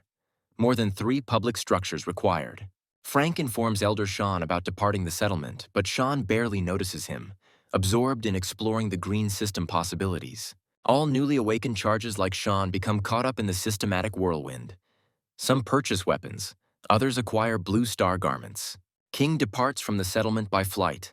He worries that on day 4 in the Chaos Realm, nearly all villages maintain population levels of 4 to 5, which cannot protect them from the Punisher. The sooner Frank reaches other villages, the higher the probability of saving their people. While the allocated time remains, Shin must acquire 300 stars because failing the martial examination with high marks eliminates chances of victory in the Great Conflict. Suddenly in mid-air, he meets a boldly grinning individual, who attacks immediately instead of offering greetings. Frank deflects the strike. The individual declares that the man has quick reflexes, and launches another assault. Cena becomes angry that some unknown person provokes him without reason. The assault fails. The stranger smirks that the man was merely fortunate this time. But Frank lacks time for meaningless combat. For eliminating an Earth-tier guardian, 1 million experience points and an additional 327 points were granted. The man asks the mechanical helper, what makes this stranger so special that he warranted an unprecedented 1,327 points? The Guardians descend from those who lost the Great Clan War. The Guardians oppose the candidates, explaining why rewards for defeating them are substantial. The mechanical assistant warns about the incredible threat Guardians pose and emphasizes staying alert. Before the support agent finishes speaking, another surprise assault occurs. Another Guardian hovers over the fallen one who possessed half-Earth tier power. Then Qing instantly defeated him. The man shatters the spear aimed at him. The Guardian declares that the enemy lacks heavenly strength, likely only semi-early tier, and activates inherited techniques. The summoned stone chain flies toward the man, and the Guardian activates the 100-fold pulling force 3 times. Consequently, an impossible boulder crashes down on Frank. Ice's storm or hellfire cannot work because his arms and legs are occupied. King summons shadow duplicates, but they will not endure long, possessing only half the owner's strength. The keeper eliminates duplicates quite rapidly, afterwards switching attention to the original opponent. Frank hears the request for permission to emerge and releases Rai, who appears as half-girl, half-bird. Rai assaults the keeper. The man feels simply astounded. The bird cries that there is no time for explanations. Let the owner grasp her tail. Frank's hands are occupied. Rai suggests using teeth in this situation. And quickly, because she cannot maintain this for long, the companion tries her utmost. No alternative rescue methods exist, and the man grabs the phoenix chick's tail with his teeth. Everything surrounding them flashes like in a vortex. Frank finds himself falling. Ray cannot teleport far, so hiding immediately would be better for them. The man grabs the companion and they transport into dimensional space. The Guardian stops detecting the enemy's presence. He remains certain that the girl could not carry the man far enough that he would not sense his aura. Frank feels shocked. He cannot believe that the girl with twin tails and wearing a dress is his brilliant Ray. She insists that nobody worldwide possesses such beautiful eyes and such radiant feathers. The mechanical helper immediately reports that the Flaming Lotus can help the battle companion gain human appearance. But Qing was certain that his companion was male. He tells Lucha that they will not bathe together anymore. She does not understand what is happening because her plumage also requires maintenance. Frank speculates that the first Guardian was half-Earth tier, the second Earthly, so anyone in Qin's position would already be deceased. So before returning, raising combat strength would be worthwhile. The man will consume his entire stock of food and items. As a result, dragon blood concentration becomes 10.03%. Blood talent transformations increase energy, agility, attack strength, and all statistics by 200. Frank is Tier 17 with 120 reputation and 299 stars. Companion Tier 10 with 120 stars strength, but with control technique, it can reach 180 stars. It is also worth considering 2 duplicates with 150 stars of combat strength each. The man thinks he is prepared for battle. He immediately encounters the anticipated assault and an entire group of Guardians. Frank feels even surprised that such effort was invested in defeating him. The Guardians form a shamanic chorus, and the opponent activates Annihilation, the collective technique of the Song clan. An energy sphere rushes toward the man. The explosion sounds simply deafening. To create this technique, clan members collaborate to summon the divine earth spirit that fills their bodies. After passing through bodies, earth energy becomes purified, and the earthly tier master collects energy from fellow tribesmen's bodies into a spiritual sphere, amplifying this energy. Destroy is devastating, but after activation, the master becomes weakened and immobilized for 10 seconds. But the keeper feels unconcerned because surviving the spiritual sphere's impact is impossible. At least that was how it used to be. Frank, Ray, and the duplicates eliminate the Qing clan guardians one by one. For each one, the experience points awarded are much less than for the first guardian. The master simply cannot believe his own vision. How did the man manage to survive the clan's most powerful technique? If he does not escape, he will simply perish. As soon as Qing approaches the keeper, he immediately flees. Moreover, the keeper escapes with such velocity that even with wings, Frank cannot match his speed. The guardian reaches the nearest settlement, Caillou, and immediately rushes to the teleporter.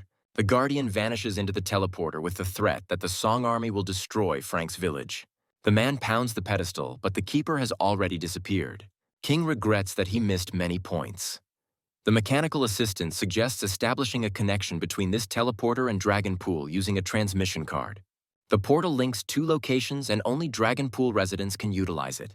King announces that he has connected the village in Caillou, an ancient abandoned city. But until he has explored it, residents should not venture there. Frank arrives at Sky Lake. There should be a temple above the lake. Those unable to fly must climb a rope ladder. Frank flies up to the majestic temple structure. The guardian spirit of the first palace appears, a mutated flying serpent of tier 30 with 100 stars. The spirit demands a demonstration of strength. King entrusts the demonstration to Luchik. The system reports that free movement within the first palace is permitted. There are 9 palaces in the temple guarded by spirits. The first is the Palace of Nature's Secrets, which must be entered to receive missions. Killing inside is forbidden. Entering the palace, the man sees a considerable queue ahead of him. All candidates possess the title Emperor of Newcomers. Currently 4 people from the Middle Realm, 12 from the Great Realm, and only Frank from the Small Realm. Moreover, it appears as if the Great Realm inhabitants entered the temple through teleportation. The queue discusses that the young man from the Small Realm was clearly just fortunate to arrive here. The gay mustache candidate thinks that the Emperor of Newcomers title is impressive for the Small Realm. The blonde in revealing attire finds Chin intriguing. The blonde declares that even if the man is the weakest in line, he is attractive and to her liking. She licks her lips, saying that when she becomes the Great Realm Empress, she will acquire this boy into her harem. And Frank hears them discussing him. Gray Mustache successfully posts the deposit and receives a B-tier mission and the corresponding token.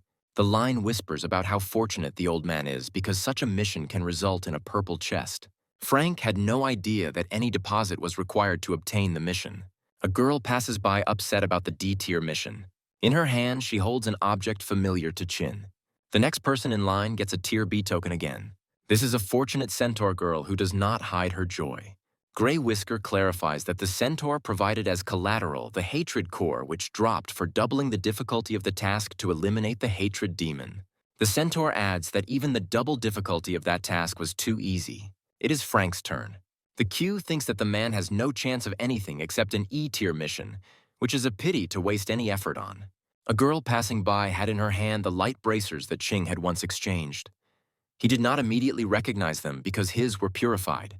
As collateral, the man offers bracers, rings, and artifacts of the hatred demon. Something unusual is happening. Everyone stands with their mouths open. The deposit is accepted, and 3 missions and 3 tokens are given. Tier C, D, and S.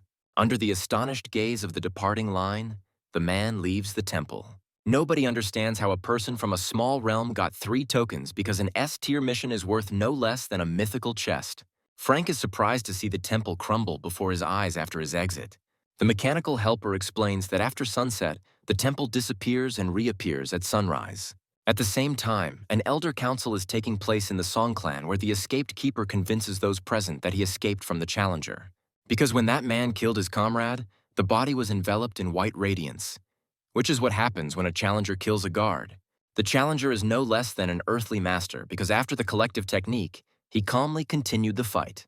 The elder states that there are more applicants, and as guardians, they are obliged to eliminate more of them. Once a candidate is found near Caillou, the search will begin from that abandoned city. After all, if all the challengers were eliminated, their Kang clan's strength would rise to a new tier, allowing them to participate in the next great battle.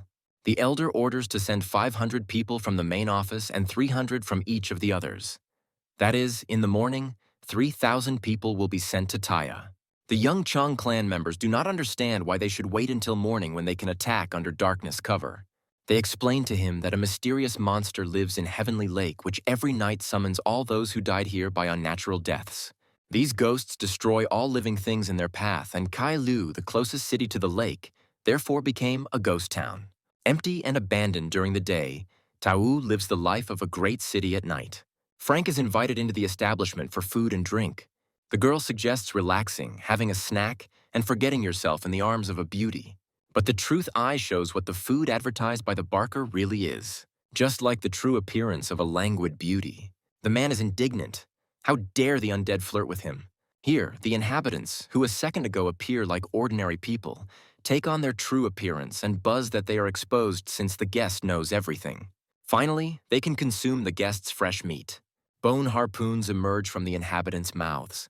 They are all aimed at the man, who is forced to dodge in every possible way from the ubiquitous harpoons, and also the sharp claws of hungry undead, to which the hell flames are literally like pus for the dead. The Song clan members discuss that in reality, there are only fragments of the town people's souls here, so physical attacks do not work on them. Frank, tired of pointlessly cutting the air, comes to the same conclusion from his own experience.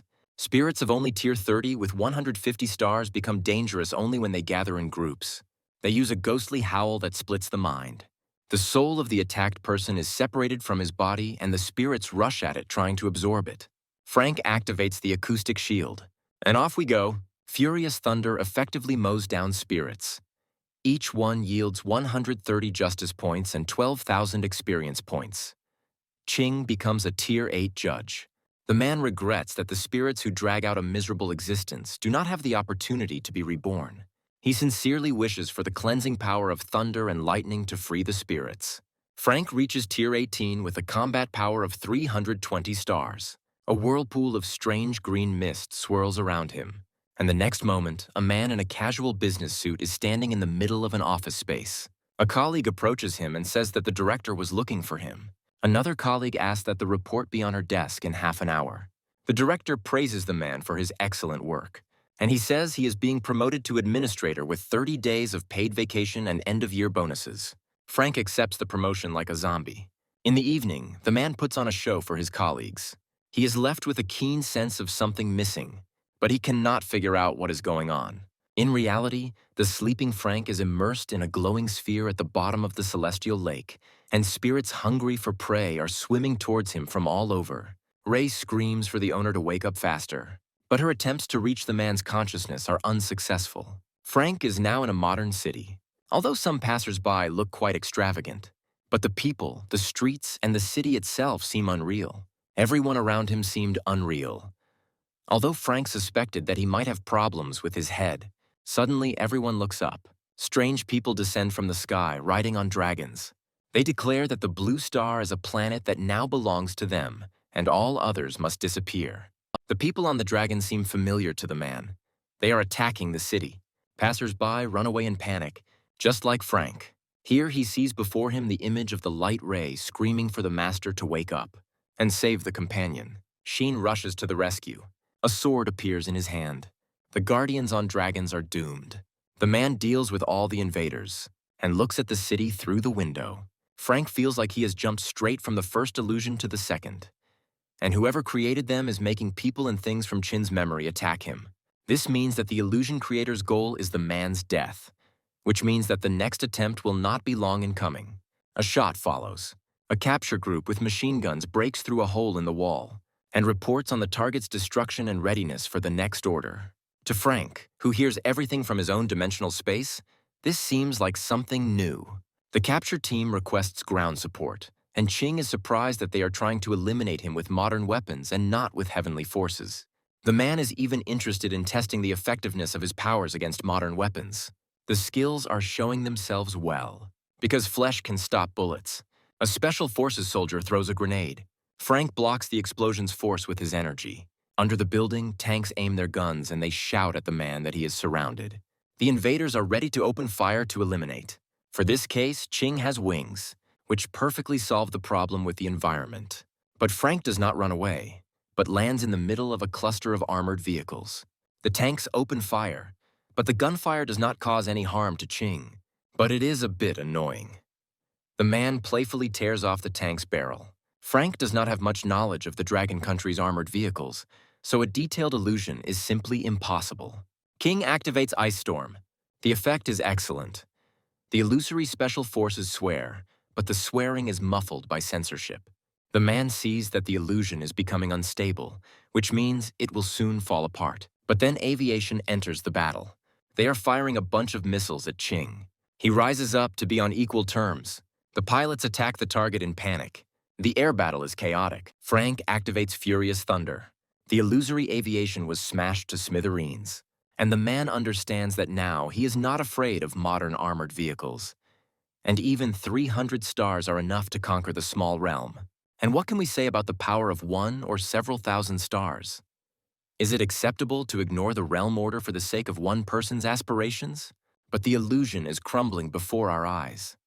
So this is not the best time for philosophical reflection. Although Frank even regrets that it did not come to a nuclear bomb so that he could test his capabilities, the illusion disappears. The man thanks the exhausted companion. There is a whole whirlpool of undead around him, who is eager to get the man. And Qing directs all his indignation towards a specific goal, which created this illusion, and also controls the undead. But the target is covered by the carcass of a king-tier monster which is eliminated with one blow. The eye identifies the demon, a tier 35 emperor ranked dark magic caster with 350 stars and an A-tier dark law talent. The demon was previously a dark messenger of the Justice Lord and senses the aura of a judge from the boy. She expected nothing less from the destroyer of her illusion. But Frank attacks without listening to the dark sorcerer, and attacks again, not allowing your time to be wasted on empty talk. The caster dodges attacks, but she is irritated by the chaos that the man causes in her home. King does not answer the demon, which manages to attack him, which only makes Frank more determined. The battered spellcaster grumbles that the man is clearly tired of living. He acts like a sick bastard from her point of view. These words are the last ones spoken by the caster. Qing finds her illusions interesting, but he simply does not need them. Eliminating a demon will give you 1 million experience points, 5,000 justice points, and 15 reputation points, as well as a darkness core, a dark seal, and 3 gold chests. King believes that the demon wanted to obtain his power as a judge. So she used the power of spirits to trap him in an illusion, but this helped him understand his desires. Endless Extraction grants the A-tier talent Dark Law and awakens the skill Dark Dispersion. Qing was a person who lived a routine life, but in the Chaos Realm, everything has changed. Frank can protect the people he loves while gaining even more power. He wants to be an outstanding being. The boy notices a path of crystals leading to a house at the bottom of the lake. Walking along the path, he enters a dwelling which, judging by the aura, belonged to the murdered Dark Sorcerer. Here is a dragon and phoenix furnace of Tier 5 with a probability of alchemical transformations of 200%. Production time minus 100% and a healing effect of plus 100%. And also countless flask test tubes and jars. The demon was a rich alchemist. But no matter what Frank touches, the eye sees everything as unsuccessful products of alchemical processing with varying degrees of toxicity. All discovered stocks are not recommended for internal use. However, you can exchange an unusable tablet for 1 contribution point. However, the man decides to first apply infinite extraction to the caster's unsuccessful experiments, which successfully extracts toxins and impurities from the product, transforming unusable pills into useful ones, which can be used 8 to 10 pieces at a time. 1 pill adds plus 7 to energy and plus 11 to physical attributes, which is more than from Tier 2 spiritual plants. Endless Extraction will turn the demon's trash into treasure. He will take as much as he can and give the rest to the villagers. A treat in accordance with one's strength and contribution to the dragon pool development will encourage residents to try even harder and will increase Qin's reputation.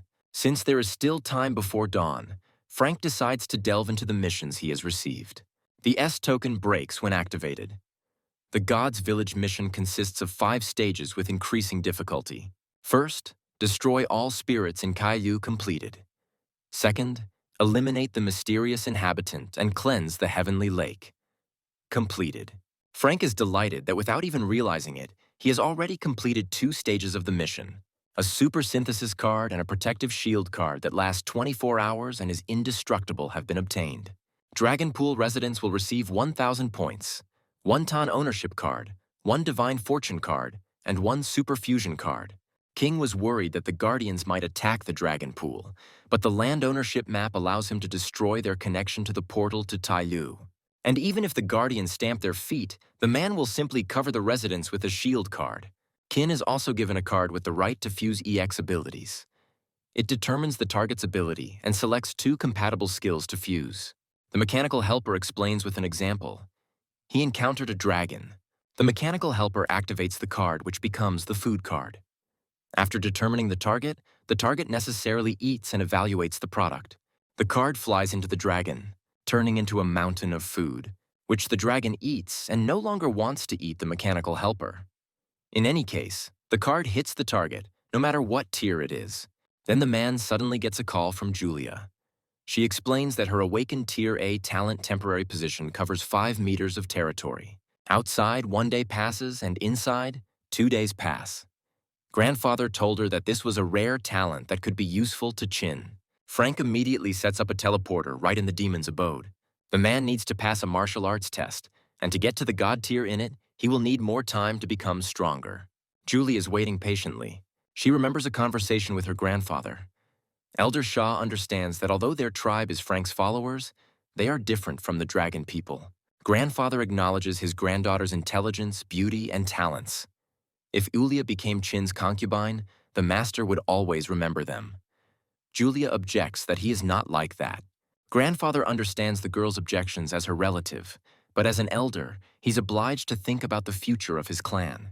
Sean insists that Ching is a rising talent, and if he has feelings for Ula, it will be a blessing for their clan. Frank asks Julia to get through the teleporter to the heavenly lake where he is waiting for her. Julia activates the teleporter. As they exit the platform, Frank extends his hand to the arriving girl. She happily grabs the man's hand, considering this a sign of attention on his part, not realizing that this is simply a way of transporting into personal dimensional space.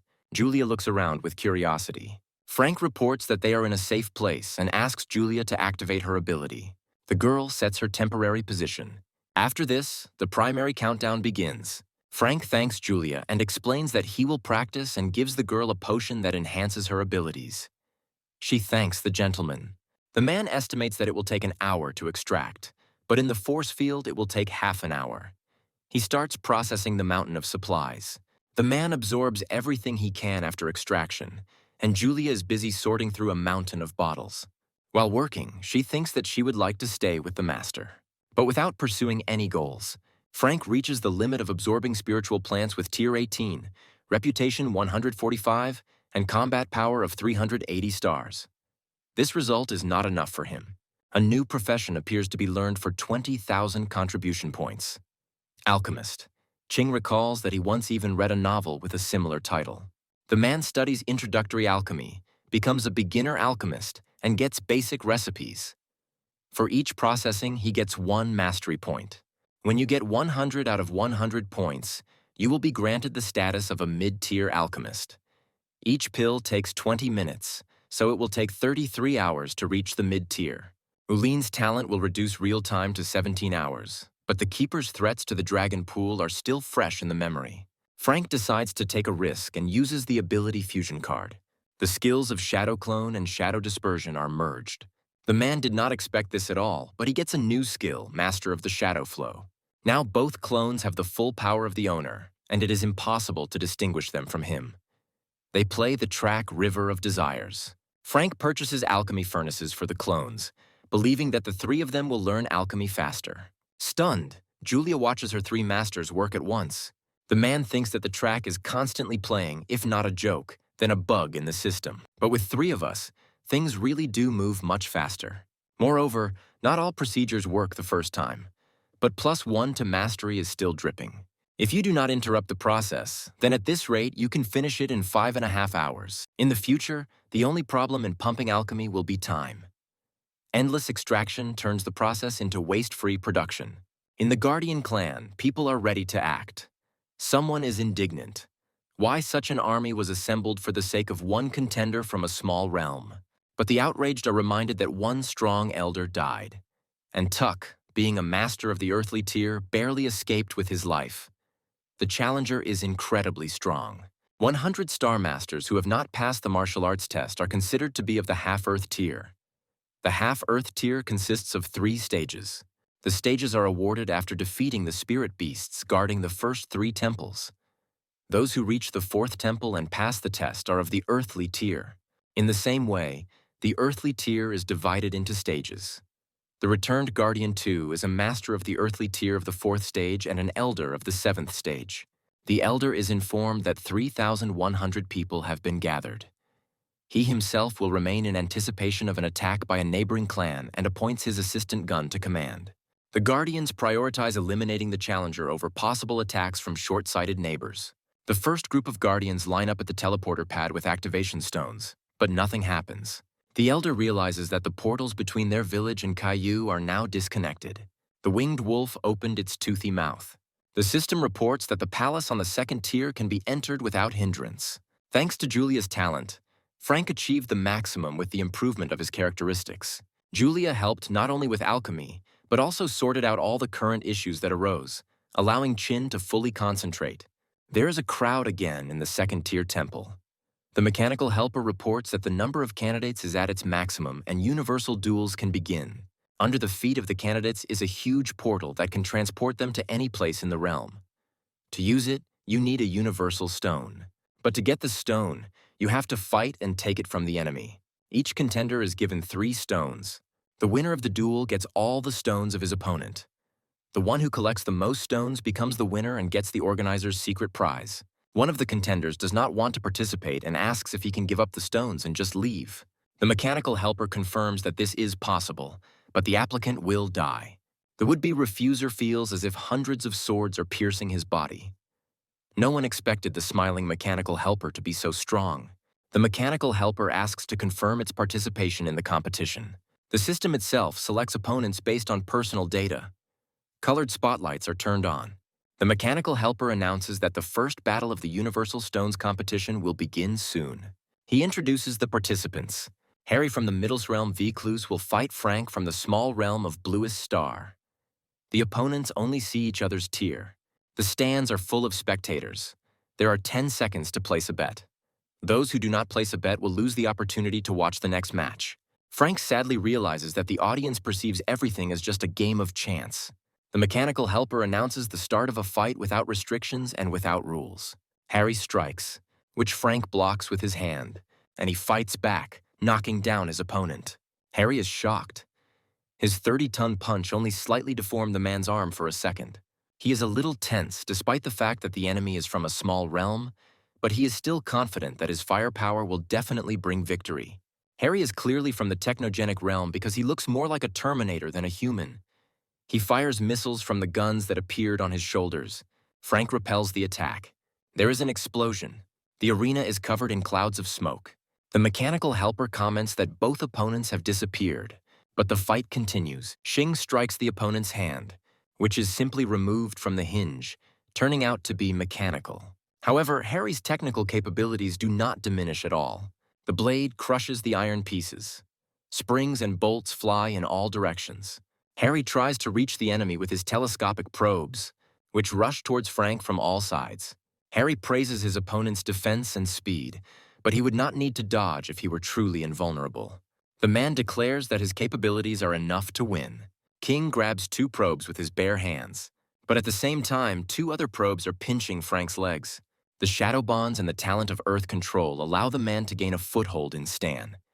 But if this lasts long, the cyborg Harry will simply break his legs. Frank honestly admits that he has a worthy opponent. King notes that steel melts with fire, so he wonders if his fire can melt Iron Man. The man activates Hellfire. Harry is shocked. Since awakening his S-rank talent, he has not met an equal opponent, and the Shadow Fetters are right there. The only surviving hand is captured. Harry is on his back, after which it spins like a propeller. Screws and bolts fan out around. Frank delivers a finishing blow to make sure. The enemy is clearly defeated and thrown aside. King tells the mechanical helper that his opponent is barely able to move, so he has won. The mechanical helper asks Harry if he can continue fighting. Harry realizes that the Universal Stone will allow him to travel to different villages for rewards, but the dead man does not need them. Frank can literally feel the tension building in the audience. Harry admits defeat, and the mechanical helper announces that restrictions have been lifted. It offers to place bets and promises a reward to the winner. Qing does not understand what restrictions are being discussed. But then before his eyes, hundreds of hungry spirits rush from the spectator stands towards the defeated opponent. Harry is literally torn apart. The spirits scream that they want to rise again. Soon, Harry is completely buried under them. Frank is shocked. He explains that the mechanical helper deliberately kept silent about the fate of the loser. The mechanical helper smiles and reminds that the realm is not a toy. Any battle here is deadly, and also asks the applicant not to slander the support service. Frank clarifies that all the spectators are the contenders who lost their fights, one of whom will be Harry. The mechanical helper hands the man 3 stones and offers him a choice to continue fighting or not. The man has 6 stones, but he needs 10 more and he cannot retreat because his people are waiting for him. Ching will continue the fight. The mechanical helper reminds that viewers with a winning bet can take part in the competition if they have collected the required number of soul fragments. Colored spotlights run across the hall, and the audience raises their hands in hope. The choice falls on a representative of the Danzin clan, Sar. He is offered to choose his appearance. Sar has waited 1,000 years for this opportunity. He is from a clan that lost a great battle. His family barely survived while waiting for a new emperor to emerge. But 8 days after the arrival of the pretender, everything that Sar held dear was destroyed. The killer left a piece of cloth. There was some symbol on the rag. That is when Sar decided to take revenge. He wanted the heavens to stop hating his clan, and he rushed toward the temple of 1,000 appearances, driven by the possibility of revenge. But in the duel with the challenger, Sar lost. The applicant did not immediately remember the name Danzin, but Sar immediately recognized the symbol on the clothes. The spirits were already pulling him, but he continued to shout that he would eliminate the murderer. Only then did the challenger remember his clan, and he arrogantly called the Danzin clan just a bunch of trash. Sar's last words were a promise to eliminate the emperor of the novices at any cost. Sar is confident that only by choosing the body of the most terrible monster will he be able to carry out his revenge. But he is ready to become a monster for this. A SAR monster, suspiciously similar to an alien, is eager to fight. The mechanical helper announces the start of the battle. Frank starts with a fire attack, without much success.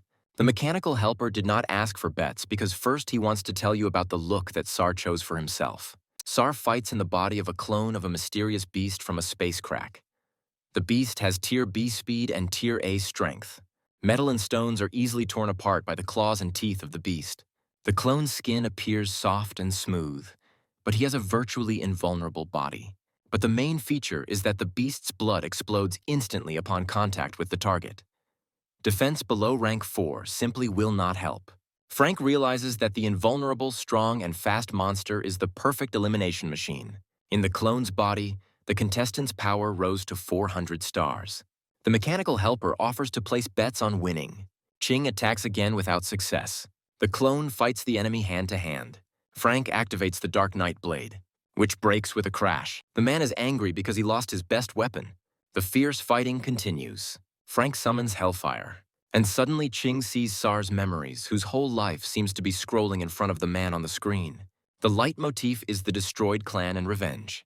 But revenge, the face and the symbol from the elimination perpetrator's clothes, overshadow all other memories.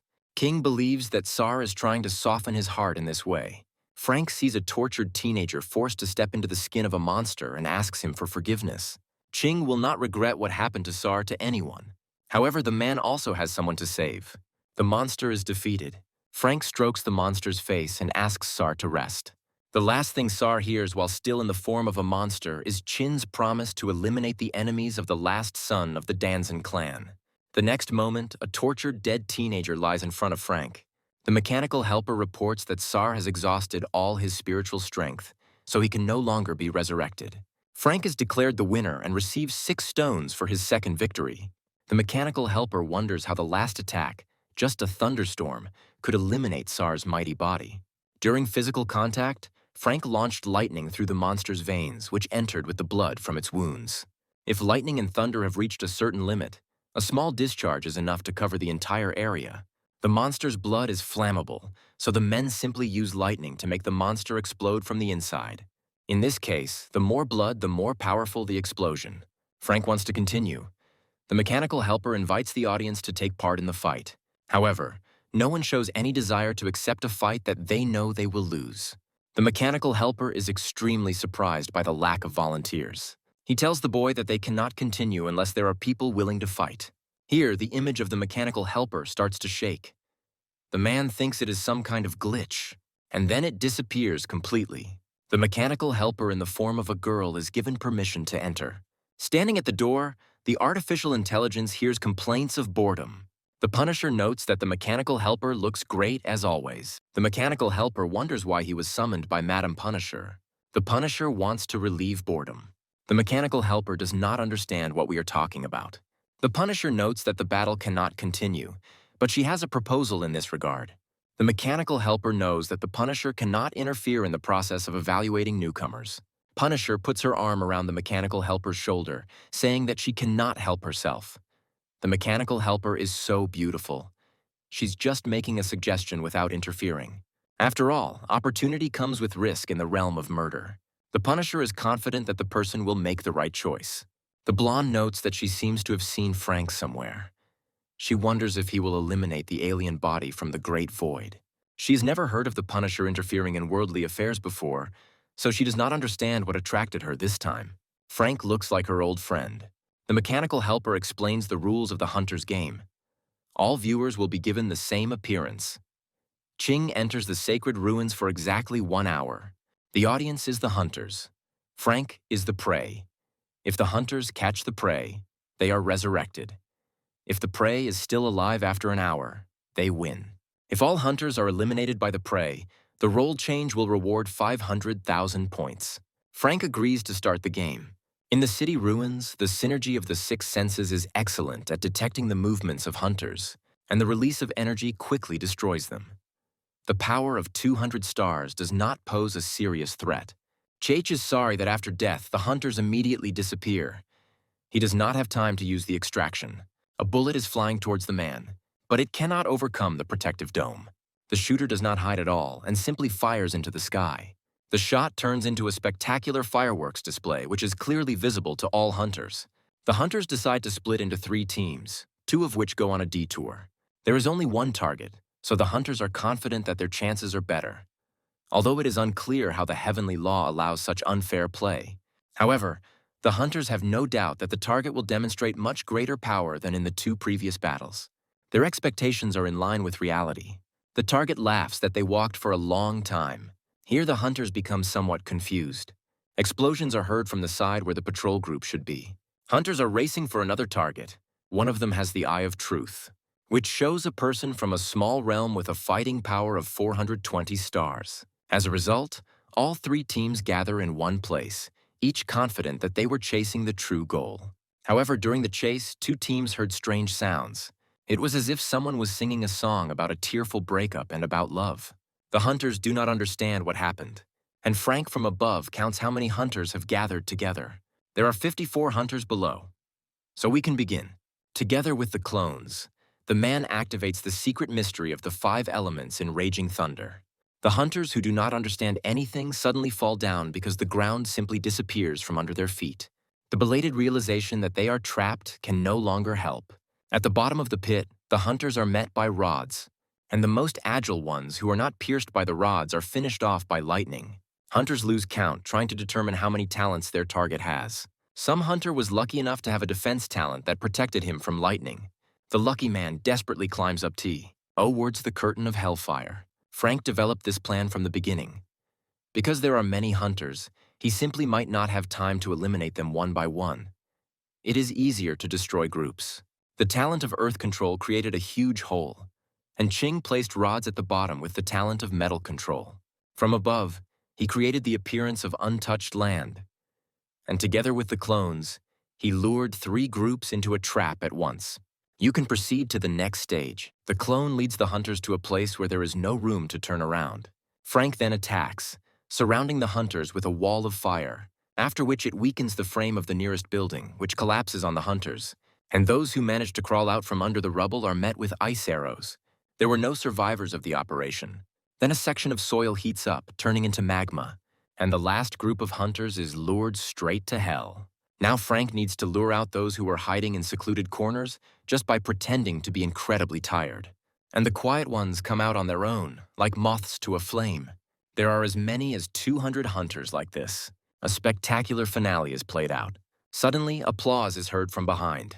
The Punisher praises the impressive spectacle. The mechanical helper yells at Xena not to dare touch the applicant, but she just turns off the screen. She greets the man by name, adding that the new name is unfamiliar to her. Then she introduces herself as Xena, the Punisher of Heaven, who proposed this game and the reward. The man thinks that he should thank her for this. Xena advises against it because the offer is not selfless. According to the rules of Heaven, the Punisher is not allowed to interfere with the trials of a newcomer, But the holy ruins are not controlled by heaven. Frank clarifies that everything was done in order to lure him here voluntarily. The Punisher gets down to business. With one hit, the man spins like a top. The counterattack only amuses Xena without causing the slightest damage, but Ching feels her blow with all his guts. The Punisher grabs him by the leg and thrashes him in all directions, like a capricious child with a boring rag doll. At the same time, he laments how powerful Frank was before and how helpless he has become now. Xena throws the man like a cannonball, and he overtakes him in flight, promising to eliminate him here today. Frank bites again. Having recovered slightly, the man activates the talent of the 5 elements and launches a sphere like a nuclear bomb at the Punisher, sincerely hoping for success. But as a result, it slightly stains the Punisher's armor. Then Frank releases Ray. Sighing is going to restrain Xena with shadow fetters and let the chick attack with golden flame. The Ray rushes towards the target, activates the golden flame, and he simply cannot believe his eyes. Because the Punisher does not care about the flame, she simply grabs the chick in her fist. Xena reminds Lon that because of him, she became a pathetic Punisher of the heavens, endured ridicule and mockery. But for thousands of years, she endured everything, because she knew that Lung could not die. Xena watched the pretenders and waited for him to appear so she could eliminate him again. Frank sees the abuse of Rai and in rage unleashes thunder on the Punisher. This does not cause any particular harm to Xena, but Luchek was able to escape to her owner. King wonders why the thunder was relatively effective. Perhaps the Punisher is affected by elemental talents. Frank activates earth and fire. Xena laughs that the tricks that eliminated the hunters will not work on her. Xing adds Ice Storm. The Punisher states that those who go through the rookie stage cannot defeat her, but the man continues attack after attack. He systematically alternates between ice and fire. Because an immobilized Punisher is already an achievement, he lands a punch to the opponent's jaw. It seems to be turning out pretty well. But for the next blow, Xena exposes the permanently lowered visor of her helmet. The ricochet blow throws Frank and Ray back. The Punisher laughs, saying that ice and magma are just stupid. She tears out a piece of ruins, which forms into a sphere. Xena likes the look on Frank's face and wants to show off her power. The sphere flies towards the man, which has a low regeneration rate due to lack of energy. The sphere collapses. Xena freezes in anticipation, and he understands that the man's companion has the skills to control not only fire but also space. The Punisher grabs Chin in his arms, saying how lucky he is, and again he throws it against the wall, intending to jump on top and crush with his feet. Frank dodges. Xena wants to see how fast Ching runs, or rather he runs away from the boulder she throws. After all, when fighting, the man cannot heal, and without healing, the bird will die. Ray saved her owner by teleporting, but the boulder damaged her lungs and heart. Frank attacks again. Xena laughs at the same tricks are boring. The Punisher offers his opponent to simply surrender to avoid a painful death. Then he immediately catches up with him again to strike again. Xena's clone is simply torn to pieces and is very outraged by such impertinence. The man dares to try to deceive her. She intends to finish off the rest of the clone, who nevertheless does not give up, even with one hand. Ching specifically attacked with thunder to interrupt the clone's chance. The clone fools Xena and leads her away from the man who is with the companion in the underground cave he created. Frank gives Ray an elixir to restore his energy, and he himself takes a bottle for company. Ching feels that Xena has already eliminated the clones. He asks the beam to teleport them up, and off we go. Xena laughs that Frank, although he quickly came to his senses, cannot even touch her, but continues his fruitless attempts. In desperation, the man hits his helmet. The Punisher's headdress falls to the ground with a clang. Xena laughs heartily, saying that he even knocked off her mask in search of a weak spot. But this is not it. The Punisher's eyes resemble the shutter of a camera lens. The pupil simply disappears in them. Something strange happens at this point.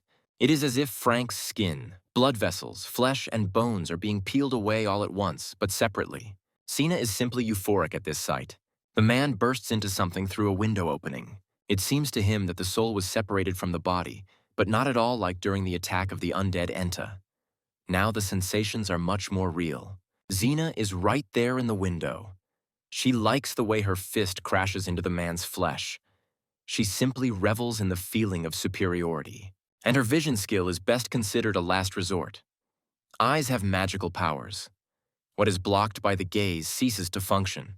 If a blocked person tries to move, his body and soul are torn apart. Frank freezes in place.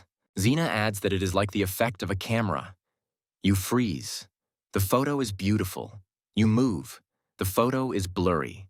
Tin asks Luch to help him find the Punisher's weak points, and Xena activates the magic eye snapshot again. But this time the man was standing behind her and found out that there are blind spots. True, the blind spots do not extend to the Punisher's fist. The man is taking quite a beating.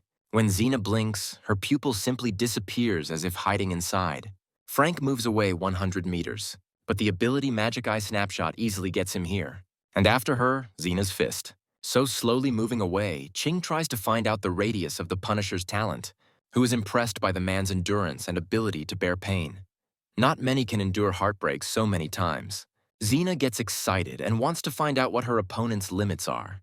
She also thinks about whether to start flaying his skin off him alive, millimeter by millimeter. Frank moves away 20,000 meters. Only now is the nightmarish feeling leaving him. But the Punisher immediately teleports closer so that Ching is in her zone of destruction. And then he immediately activates his signature Magic Eyes snapshot. King confirmed his assumption. If you stay 20,000 emas away from Xena, she will not be able to use her magical eyes. The man counterattacks while the Punisher catches the clone's eye. It seems to be working out pretty well. But then Rai reports that they have reached the border of the sacred ruins and that they cannot move further. The Punisher uses the explosive fist, and then the King's fist. Seeing such a prospect, the man asks his companion to teleport. But alas, Rai does not understand why the teleportation did not work. Frank, under the hail of fist blows, realizes that the chick was unable to concentrate on a specific point in space, distorted by the attack. Besides, the armor of the heavenly dragon is almost broken, and without it, it is impossible to survive. But Chin has an idea. Fearless Ray flies to Xena again, who again grabs the chick in her fist. Ray creates a bright flash of fire, reducing the destructive power of the golden flame, but greatly increasing its brightness. Blinded, Xena keeps screaming that Luna will eliminate her, and the phoenix slips out of her hand. Explosive fists destroy everything around, but the man finds it easier to dodge blind attacks. Frank strikes, and he binds the Punisher with fetters, from which Xena emerges and screams in indignation. Are these funny and stupid abilities really the man's entire arsenal? Childish tricks like these will not break her. The Punisher throws off his armor in a rage. Xena's anger is palpable. Frank does not understand why the Punisher got rid of her armor herself, and she screams that each part of her armor weighs 10 tons, and she is forced to wear armor to contain her true power of destruction. But she will willingly demonstrate her abilities to Chin. The first strike can be called simply a warm-up as well, as several subsequent ones. However, after removing the armor, the Punisher's speed is almost equal to Ray's teleportation speed. Gritting his teeth, Frank sends the reluctant companion into dimensional space. Xena immediately appears nearby, which practically launches the man into space with one blow. The Punisher does not understand how Ching can continue to play the game with her without the ability to teleport. She is there before her opponent's body has time to land after her blow.